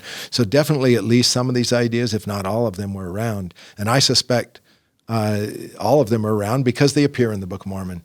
Just like the Book of Mormon becomes this great text now for knowing what 19th century sermons were like, they also tell us a little bit about what people coming out of Moore's Indian Charity School were saying, what stories they were telling. And I think some of them are connected to these oral traditions that were written down later. Really quickly, this Turtle Island book, you've already told us this, but I'm just now starting to grasp it. It's not like an ancient manuscript found 1,000 years ago, right? It's Is it fiction? Was it first published? Who wrote it? These are stories that or teachings of how Haudenosaunee cultural narratives.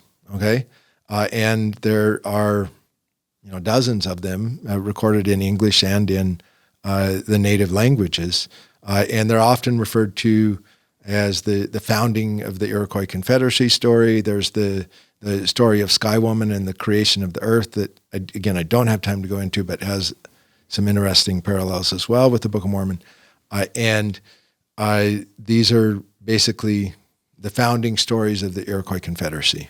These were stories that were shared at diplomatic events at the time. And again, many elements of the story are recorded in treaty signings, but not every detail. That detail of Jesus is the peacemaker is one of the ones that so far I've only post-dated the Book of Mormon. But it's rich. It's in many versions of the account. So it's definitely present and probably was present in the 1820s, given that all these other elements that we know were present in the 1820s appear in the Book of Mormon. Okay, and I'm guessing this is the question you just asked, Gerardo, but I'm just getting it now. There's no chance that Christianity infected these stories so that the figure with the marks in the hands and the feet and the side was actually Spaniard conquistadors come over, start talking about Jesus in the Bible. That infects the native narratives with some of these biblical ideas that then get passed down. Do you know what I'm saying? You just said someone dates it back to 1,000. No, I'm saying these stories, the Christianized versions of the stories. So we can go back, and there are historical records of these stories that predate the Book of Mormon. Okay. What do you mean predate 1830? Yes. Okay. But these are versions that some of the earliest ones were in the early 1700s. Okay. And then the more detailed stories come later. So we know that this larger, these are part of a bigger series of stories that are told, like in days-long tellings of stories. So we have various versions of them that were recorded early on, but those are not very Christianized. Yeah. What you see is that over time, they become more Christianized. Okay. I have a missionary diary, one of the first Protestant missionaries to the Mohawk Valley, and he says that the natives told him they'd never heard of Jesus till the missionaries showed up. Okay? And he said, we never heard of this guy. And why should we believe in him? You're the ones who killed him. Yeah. And so that is some of the earliest missionaries are saying, no, we didn't know about Jesus till you came. We've got that in historical sources. So we know that the incorporation of the Christian elements is a post-conquest, post-missionization event. Okay. We don't find evidence of Christianity in the archaeological record. Right. But we can find, or predating conquest, but we can find ample evidences of it in that 200 years before the Book of Mormon. And that's my understanding of what happened with Quetzalcoatl, right? Yeah, like the exactly. Quetzalcoatl that apologists use is the Christianized version of the actual, indigenous God. Right. And so here's what happens is a cultural misunderstanding. Okay? This is my best attempt to represent to a non-native audience kind of native perspective. So I hope I do it justice from what I've learned from elders and from reading and kind of native philosophical understandings. In native communities, stories are not, they're allegory, they're figurative.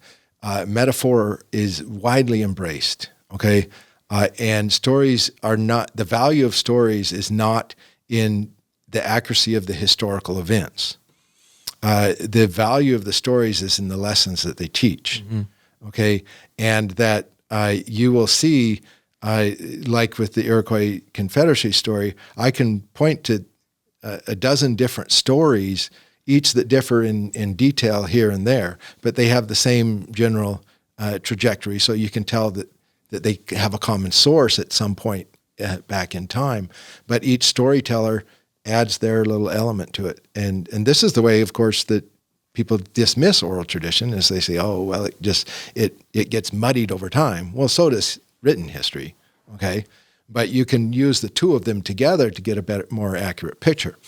But anyway, in indigenous views, incorporating Jesus into the story is a way of respect. It's saying, I like this story. I like your story. And I think that the idea of a people murdering their God, that's a powerful story, right? And it tells us something about you. If you would murder your God, no wonder you'll kill us. And that's a lesson, right? Yeah. If you're going to teach your kids, be wary of those colonial type. They kill their own God, and you think you're safe around them. You want to be cautious. So it's a powerful storytelling technique, and it's a way of teaching where you layers on to each other. And so over time, the stories become more and more Christianized. And that's where the Neophyte communities are fascinating, not just in Haudenosaunee, but in Mexico and Guatemala, to watch the way that those stories adapt and utilize Christianity is itself a cultural experiment in human psychology. And how do we understand the world? How do two cultures come together? Mm-hmm. It's a fascinating entree into where the Book of Mormon came from. Because I do think that Joseph Smith was trying to understand what was going on, and he too used story. And I'll bet he used story a lot more like Native people did than historians do today. Okay, so I don't necessarily he was influenced by how they do oral history. Yeah, I wrestled with I think I talked about over lunch, the scholar Jared Hickman, who says the Book of Mormon never claims to be an ancient history. And I struggle with that question. I don't have an answer to that. Okay. But I am open to the idea that Joseph Smith had a different understanding of history than we have today. And that's why I keep keying in on this types and shadows. Because when I reread the Book of Mormon a couple of months ago, it kept hitting me, all of this use of types and shadows, the importance of applying Scripture to you and to your time and to your place. This is not history. This is a devotional practice. And this devotional practice produces devotional stories. And I think the Book of Mormon is a devotional story coming out of a practice of using types and shadows of your own type and place to understand Scripture. And so is it a surprise then that the Book of Mormon is full of types and shadows from Joseph Smith's day and age? No, because he wants his readers to liken it unto themselves, to see the United States in the story of the Book of Mormon, to see the story of Freeman and the story of the United States. He wants them to see that. That is a very different methodology than modern historians use today. The academic discipline of history, as we understand it today, to be even historians wouldn't say it's a literal account, but it's an attempt to use historical documents to create the most accurate account you can of what actually happened in the past. That concept of history largely postdates the Book of Mormon. Yeah. So that's another anachronism. If we take presentism, right? We take our idea of what history is, and we assume Joseph Smith meant the same thing. We're engaged in an anachronism. I think that the concept of history is a very devotional scripture reading practice that appears in the Book of Mormon. It is not the methodology a modern historian would use in going back to original documents, although it does mimic that. And the Book of Mormon is obsessed with documents. It's obsessed with records. And it has these stories of these plates of Nephi that are being passed on, and these plates that Moroni is collecting. And that's all because of Martin and Lucy Harris, though. Yes, that's a key part of it. But it's not. It's also in the other. It's in the post-Mosiah stuff. So when he's coming back after that encounter and starting in Mosiah and working forward, he's still got a concern with history and records. And what I think is happening there is actually a response to what is that? Thomas Paine's Age of Reason, because Thomas Paine provides this critique of the Bible, showing that the stories of Jesus weren't written down until generations later, and that you shouldn't treat it as literal history. So that's Thomas Paine's critique. And so I think Joseph Smith is in this period where history itself is changing. He's trying to give the image of a more modern-like concept of history based upon documentary records, because the Bible is being criticized for not having that. So he tries to produce something that has it. Did he see that as allegory, or did he believe it was what actually happened? I don't know. Was it just a technique to fool people? That's another good possibility. And so I can't yet sort those questions out for myself, but I think they're good ones. Pseudepigrapha, right? I mean, yeah. Pseudepigrapha is a great model for understanding the Book of Mormon, I think. And that's the idea of writing. Richard Bushman agrees. Yeah, writing in the name of an ancient character to share a modern story. Let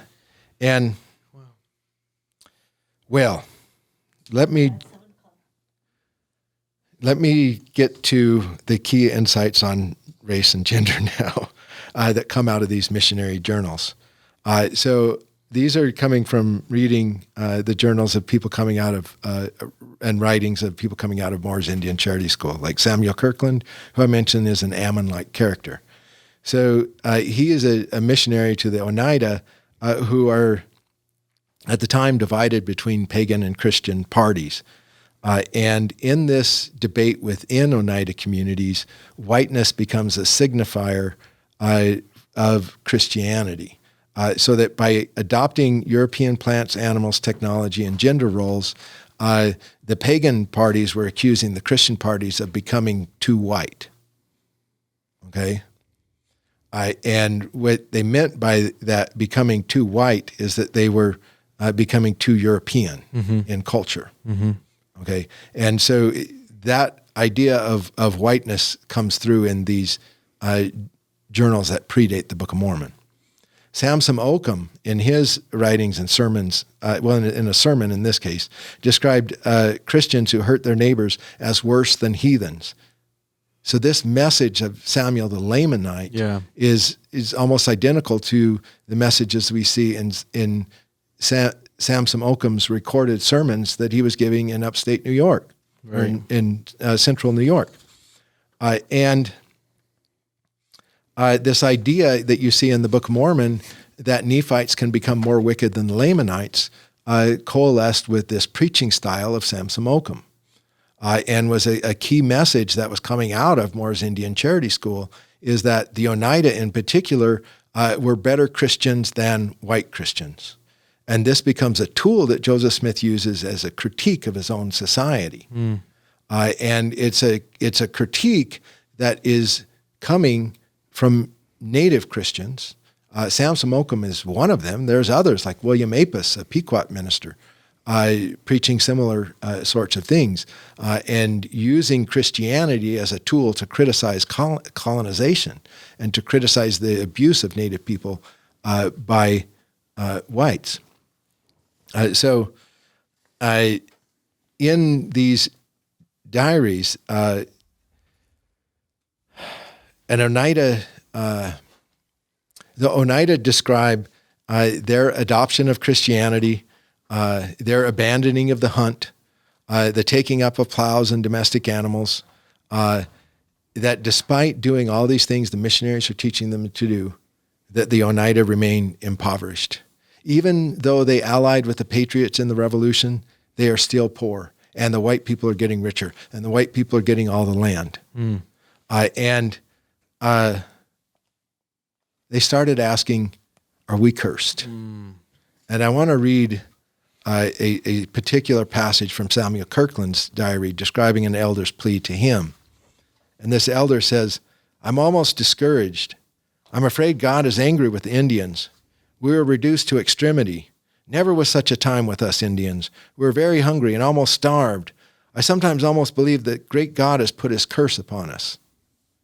It may be for the sins of our forefathers, and that is the reason we can't live like white people. When I read passages like this, I start seeing those curses in a little different light, okay? In the sense that colonialism is the curse, right? It's this settler colonial structure that even though the gospel is promising prosperity, the settler colonial structure is preventing it from happening.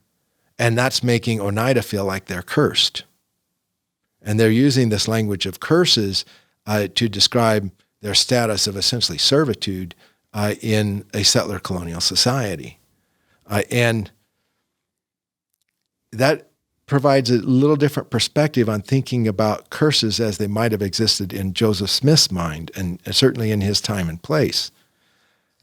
Both Samuel Kirkland and Samson Occam described themselves as almost resigned to conclude the Onidah were under a curse, as manifest in poverty, a class-based curse.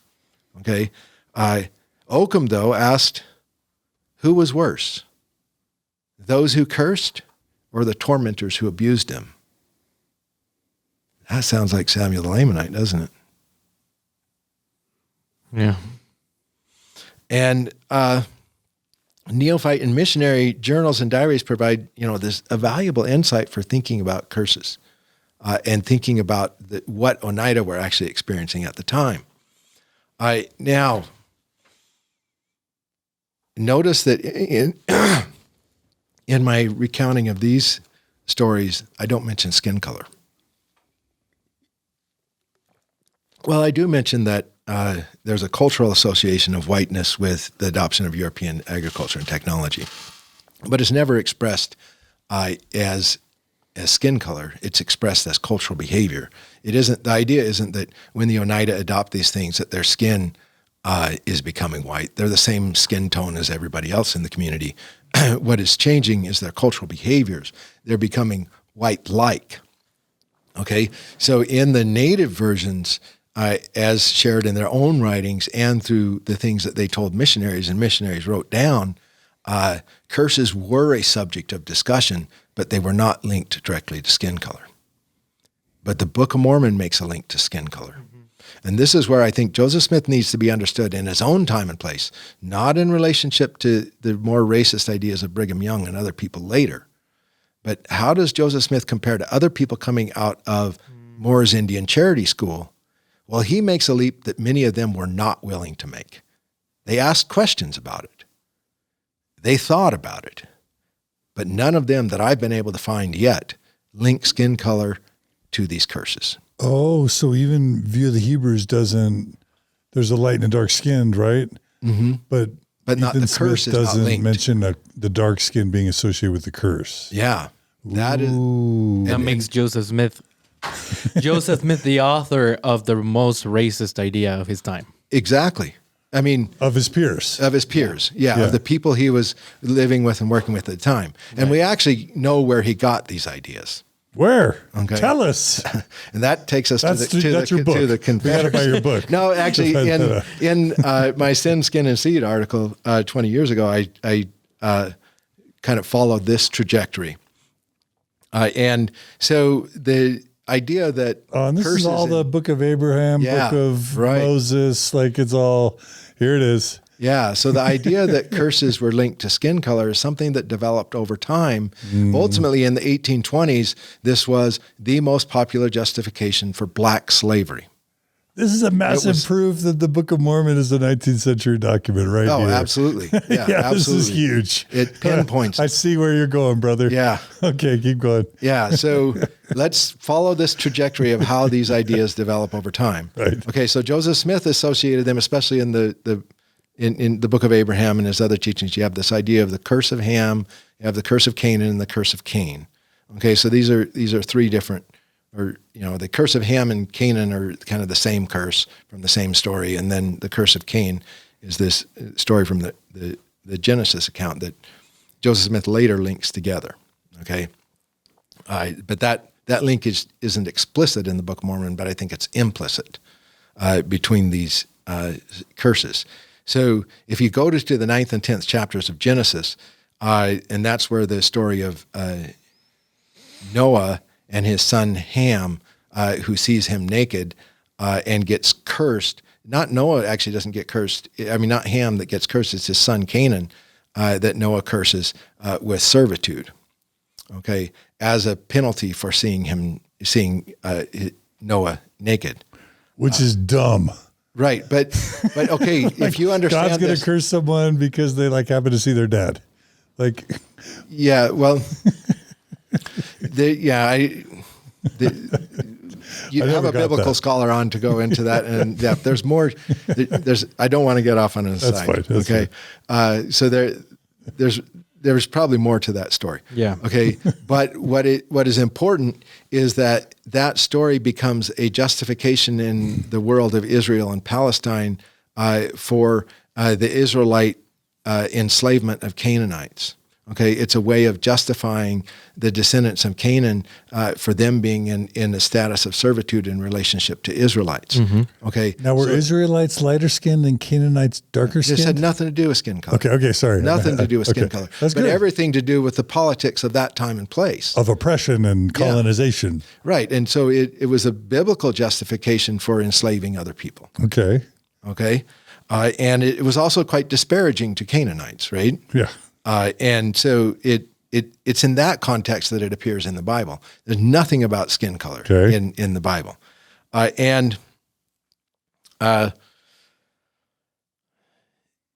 The curse itself, again, was not originally applied to Ham. As I said, in the Bible itself, it's Canaan who gets the curse.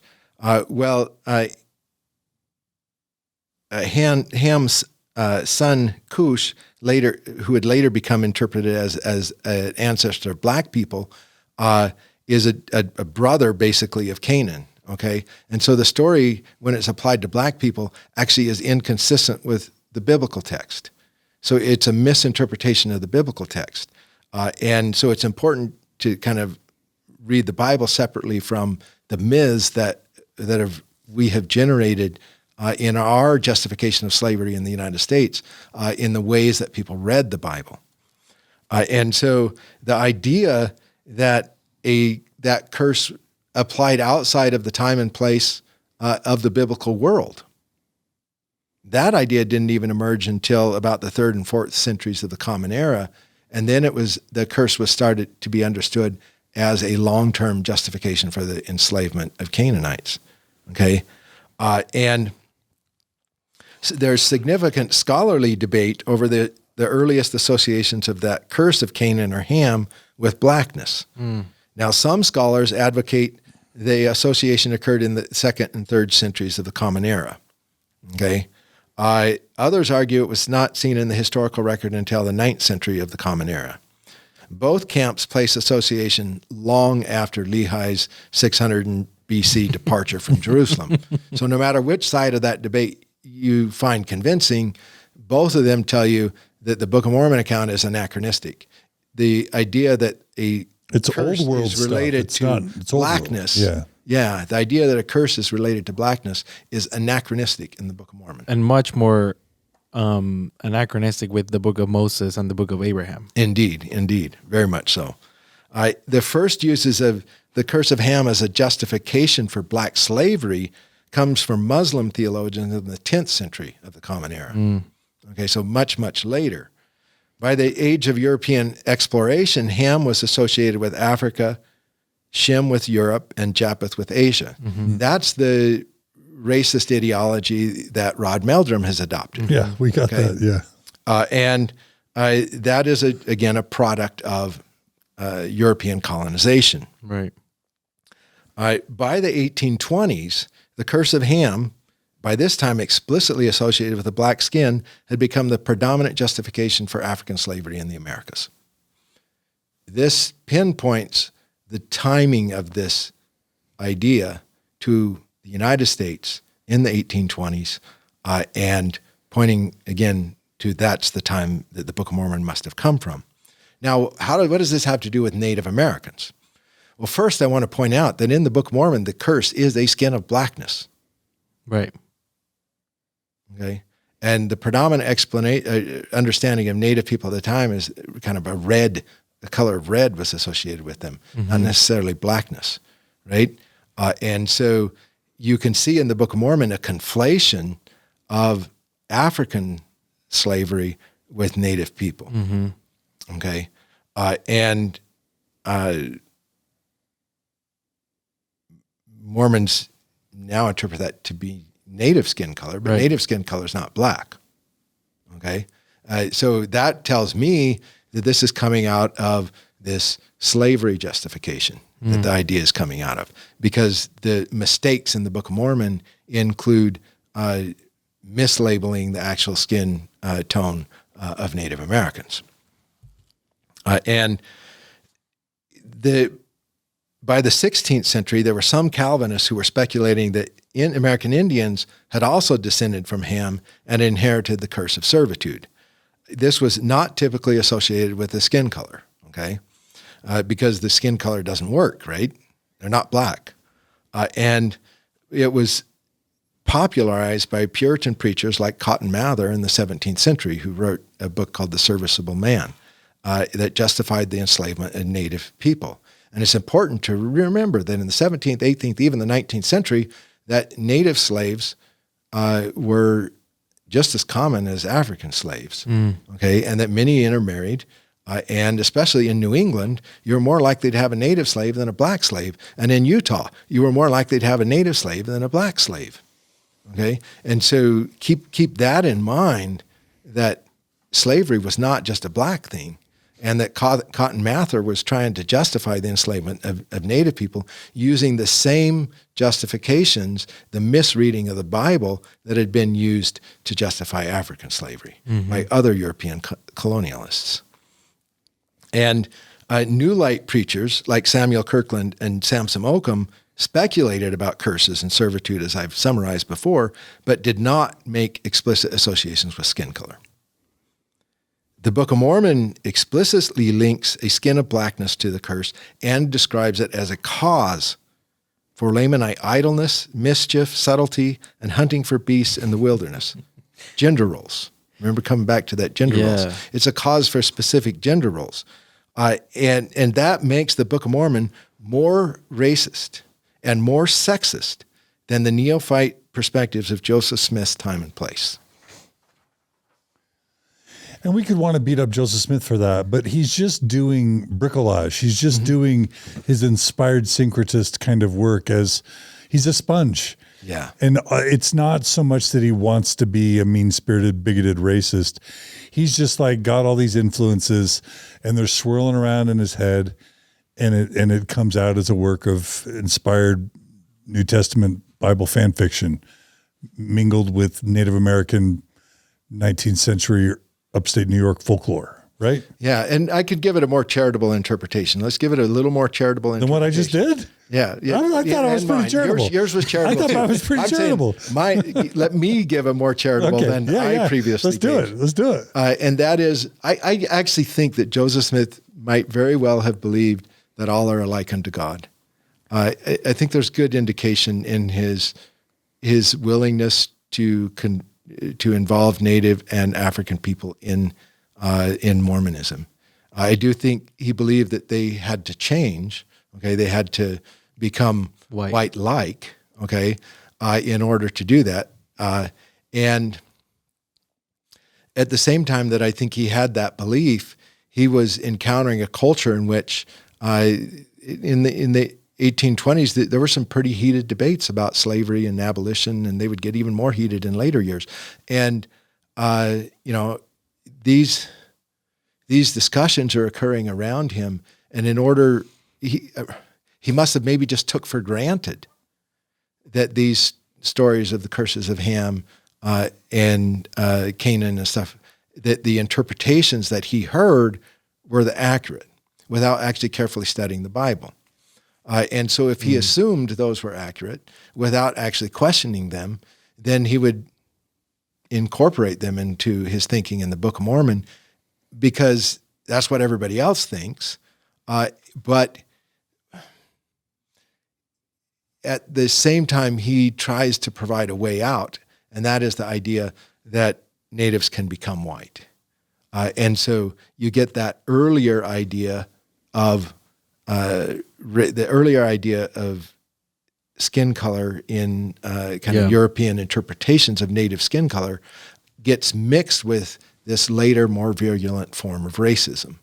And so Joseph Smith, at the same time that he still had some of these antiquated ideas about race as malleable, he was bringing them together with the ideas that would become more predominant later of a more virulent form of racism.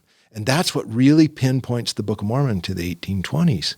I think Joseph Smith was genuinely wrestling with this and using story as a way to try to resolve the tension it must have created in his own mind to believe in a Christ that manifests himself unto all nations, yet some people appear cursed, and some people not so much.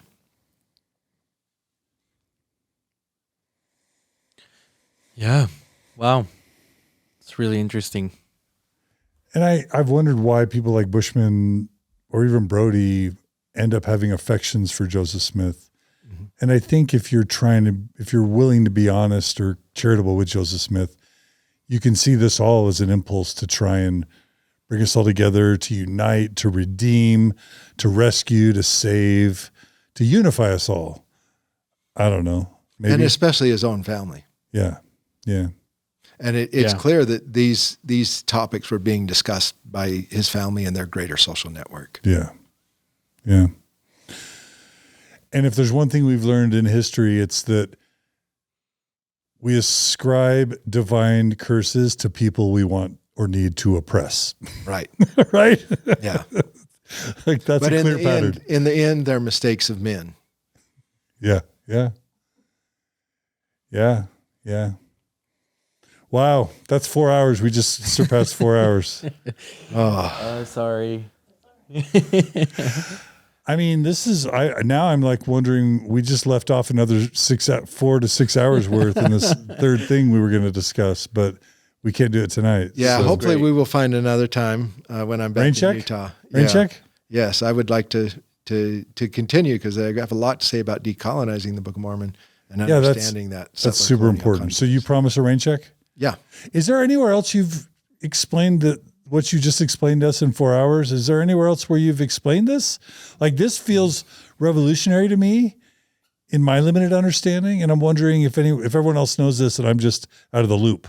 There are portions. So that Other Scriptures article in Essays on American Indian and Mormon History discussed the Great Peace story and some parallels with the Nephi layman story and a few others. But this does not have, I have my finger on the pulse of like what people who care about truth claims are talking about.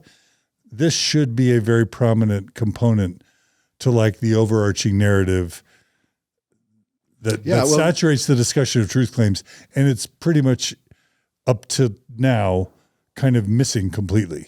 Yeah, but in some scholarly circles, this is getting a lot of attention. So that book, Essays on American Indian and Mormon History, that includes Elise Boxer's article on settler colonialism in the Book of Mormon, that won the John Whitmer Historical Association's Best Anthology Prize.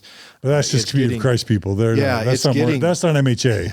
It's getting a lot of attention, and particularly Lori Taylor, who has an article on Iroquois connections as well, and mine are being praised by some of the reviewers, saying that this is really changing the narrative of the origins of Mormonism. So there's some talk about it, but it isn't widely known, and certainly not in the ex-Mormon podcast community that I'm trying to communicate it with. But I have been sharing it through Sunstone. I have been sharing it in the Mormon History Association.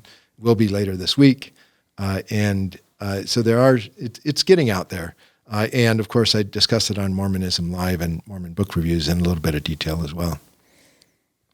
Well, have you gotten any pushback from apologists? Do you have any sense of how BYU scholarship might be taking these ideas or are reacting to these parallels? I haven't seen any yet, but if you come across it, please send it my way. Are you expecting a hit piece from the Mormon Interpreter anytime soon? That wouldn't surprise me. They've been after me before, and I suspect maybe that's when I know that I'm making an impact. I mean, this is a total, I don't know, side conversation, but what the heck? It's 4 hours and 2 minutes in. Obviously, CES letter is just warmed over Mormon Stories plus Mormon Think plus the Tanners plus, Sunstone and Dialogue. It's just like condensed, simplified, made to look nice, consolidated. Mm-hmm. Nothing original, right? Nothing even super profound, leaving out a lot, mm-hmm. but its innovation is its consumability, mm-hmm. right? Yeah, and I have a confession. I've never read the CES letter. No, well, okay, I'm about to address that in a way that here's all I'm saying is you know who wins in this world? It's the ones that get people's attention, mm-hmm. right? What good? I wrote a dissertation. I've published 15 peer-reviewed journal articles that no one's read, mm-hmm. other than a couple hundred academics. You know what I mean? Yeah. Who wins? It's the people that figure out a way, and that's what you probably despise podcaster, not you, but I'm sure there's a lot of Mormon studies people that really hate the fact that it's podcasters that sometimes have most mind share or attention when we're not nearly as smart as all you people, right? But yeah. What podcasts are doing is we're doing our best to take complex or technical things, make them more easily consumable, and deliver them to the masses. And that's something that Dialogue never figured out how to do. Sunstone isn't doing as well now as podcasters are doing. MHA, doesn't matter. That's, for me, that's all that matters, is how do we get this? We could have stopped with the scholarship in 1980 and had all that we needed to prove our case about truth claims, right? But how much of that scholarship is still unknown? I thought, Shannon Caldwell Montez, Secret Mormon Meetings in 1922, B.H. Roberts, this is amazing. Until I go back to Dialogue in Sunstone talking about this in the 80s. Mm-hmm. I was reading that. And I'm how the fetch have we gone 40 or 50 years and this has all been published and somehow it's just not been absorbed into the consciousness of Mormonism. It's so maddening, right? I know I'm preaching to the choir, but I'm thinking about this exact episode. We just plopped this out there, Gerardo, a 4 hour and 15-minute episode. And it's going to be people are going to go, oh, that's Thomas. Who's that? Oh, he's talking about Native American stuff. Oh, it sounds a little complicated. I'm getting tired. I think I'm going to just skip this, right? Mm-hmm. I mean, that's, if I had to predict, that's but it's not worthy of that reaction. This is a major thing. And so this is what people say, John, why are you still doing this 17 years in? And you've been doing this how long? Way more than me. Yeah, 30 years. Okay, yeah, way more, twice as long as me. But I took a long break in the middle.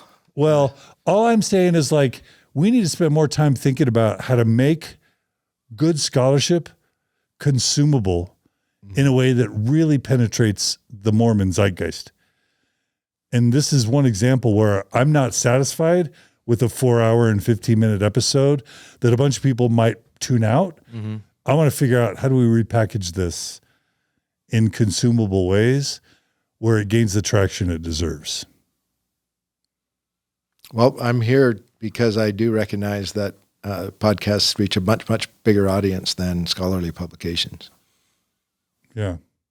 Well, I wish it weren't so. Yeah. I don't feel like a worthy messenger, but I'm doing what I'm doing because it's reaching some people. Yeah. I wish other people were doing this who are better than me. And RFM and Bill Reel are that, but I'm not going to stop. We'll both do it, because two's better than one. You got a lot more meat than they got from me. So, yeah, because we'll go long for them. But we make up in quantity what they can deliver in succinct quality. Well, let me tell on RFM if I can. I love RFM, but I will tell on him, and he can deny it. No, it's that what he really wanted me to talk about on Mormonism Live was DNA, and so this is what happens to me, is that I have all this new material. And I get lots of podcast interview requests, and they all want me to talk about DNA. And I'm like, that's an old story. There's some new material, and it took months and months of conversation with RFM to get to that point. And finally, he agreed. All right, you can talk about what you want to talk about as long as you talk about the DNA first. And then, so we agreed on that. And busted RFM. And then I had an outline for him, and he's looking through the length of that outline, and he's starting to get excited about it. And he's like, you know what? We don't need to talk about DNA. Yeah. Well, yeah. Kudos to him. So. Well, I'm grateful for the 4 hours, and I just want to know how we can evangelize it. Yeah. Right? Yeah. Maybe a episode of LDS discussion, something like that. Yeah. With yeah. some images. And we just need to keep innovating. We need to keep innovating with shorts, with TikTok, we need to figure out new ways to deliver quality scholarship to the masses. Yeah. And I've still got a lot of work to do on this. Yeah. So you're working on a book. Yeah. So do you want to talk about that? Now that I'm going into retirement, my first priority is to take care of Carrie, but my second priority is to do some scholarship, to have a little more time to work on the Mormon stuff, and instead of trying to balance that with all my teaching. And I am working on a book called Unsettling Scripture, Neophytes and Lamanites in the Book of Mormon. At least that's my working title. And I do have a university press interested in it. I was going to ask, is this Signature Books? It's a university press, but I won't name them at this point. So they don't get contacted and discouraged from supporting your work. Let's see, Utah, Illinois, North Carolina. Trying to guess. Don't answer. Don't answer. There are others you Oklahoma. Didn't name. There are several others you didn't name.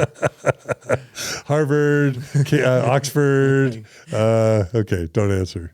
I don't want it to get jinxed. Look at that silent smile. All right. Well, cool. Any way we can support you other than this? I will say every time I appear on these podcasts, I get a lot of Facebook friend requests, and I appreciate those, and I'm interested in maybe accepting some of them. But let me ask a favor: if you wanted somebody to be your friend in person, you don't just say "be my friend." You actually introduce yourself and try to establish a relationship. I get so many friend requests, I don't know how to separate the genuine ones from the bad ones. The wheat from the tares? Yeah, and so I don't know which ones to accept. And just because they're a friend of John DeLynn doesn't necessarily make them safe. No. And that probably makes them unsafe. and so please introduce yourself, send a message and say why you want to be my friend. And that's the best way to get in, especially if you've got a sexy photo of yourself up there, or if you're trying to sell Bitcoin, or you're trying to raise money for a nonprofit, you better introduce yourself or you're not going to become my friend. All right. Anything else we can do to support you? I continue to support the scholarship, and I think the articles that I've mentioned in the podcast and some links hopefully online. That's a good way to do it. And download PDFs? Yeah, I've given away my stuff free on academia.edu, on my author page there, on the Social Science Research Network, my author page there. Can we include those links in the show notes? Okay. Those are available for free. Some of the more recent publications are not. I would encourage people to take a look at that Essays on American Indian and Mormon History. It's a little more expensive book, for around $45, but it's worth the investment. But check it out from a library, or read my article, at least is free online, and maybe some of the other authors will make theirs free. Also support Decolonizing Mormonism, that book from University of Utah Press as well, and purchase those to support the Native scholars that are doing similar work and that I'm in dialogue with, that are influencing me. Support them. That's what I would strongly encourage. Also, there's a recent issue of Dialogue that covered native topics. So let's include a link to that as well, and a podcast about it too. So, okay. Yeah. Well, thanks for the full day. Yeah, thank Thomas you. Murphy, and Carrie. Yeah, Carrie in our studio audience. Hey, Carrie. Thanks for your good-natured support. Thanks for all your contributions to Thomas's work. Carrie reads everything I write, and I discuss it with her endlessly beforehand. And her ideas actually have a strong influence on me. I got a sense for that at lunch. Yeah, she's dialed in. Yeah, she's a good critic. She's not afraid to tell me where I need to toughen up, or where I need to make my argument stronger, or or call out Joseph Smith for his cultural appropriation. She reminds me to do those sorts of things. All right. Awesome. Thanks, Gerardo. Yeah. Thanks, John. Thanks, Thomas. Yeah. All right, Thomas. We'll stay in touch. We're gonna have you back for part 3 soon as possible. But let us know how we can support you best, and please stay in touch. All right. Thank you. Thanks, listeners and viewers. If you made it all the way through to the end of this, me, Thomas, Carrie, and Gerardo will take you out to Thai food at Fav Bistro. Deal? Yeah? What if there's a lot of people? Then we're host. All right. Thanks, everyone. Take care. Stay in touch. Thanks for your support of Mormon Shores I've got Podcast. an idea. If you made it all the way to the end, make sure to leave in the comments heart, an orange heart, an emoji of an orange heart, and we'll know that you watched the whole thing. And then what? And then we'll see how many people do that. We'll have a party. Well, Next time Thomas is in town, we'll have a party, and you're invited if you leave an orange heart in the comments on YouTube. Yep. Is that right? Yep. Yeah? Okay, and I've already offered free copies of Views from Turtle Island, my article in the Palgrave Handbook of Global Mormonism. Yep. Got it on Just the Facebook message me with an email address that you'd like me to send it to. All right. Thanks, everyone. Thanks, Thomas. Thanks, Gerardo. Thanks, Carrie. We'll see you guys all again soon on another episode of Mormon Stories. I'm too tired to do my typical closeout, so take care, everybody.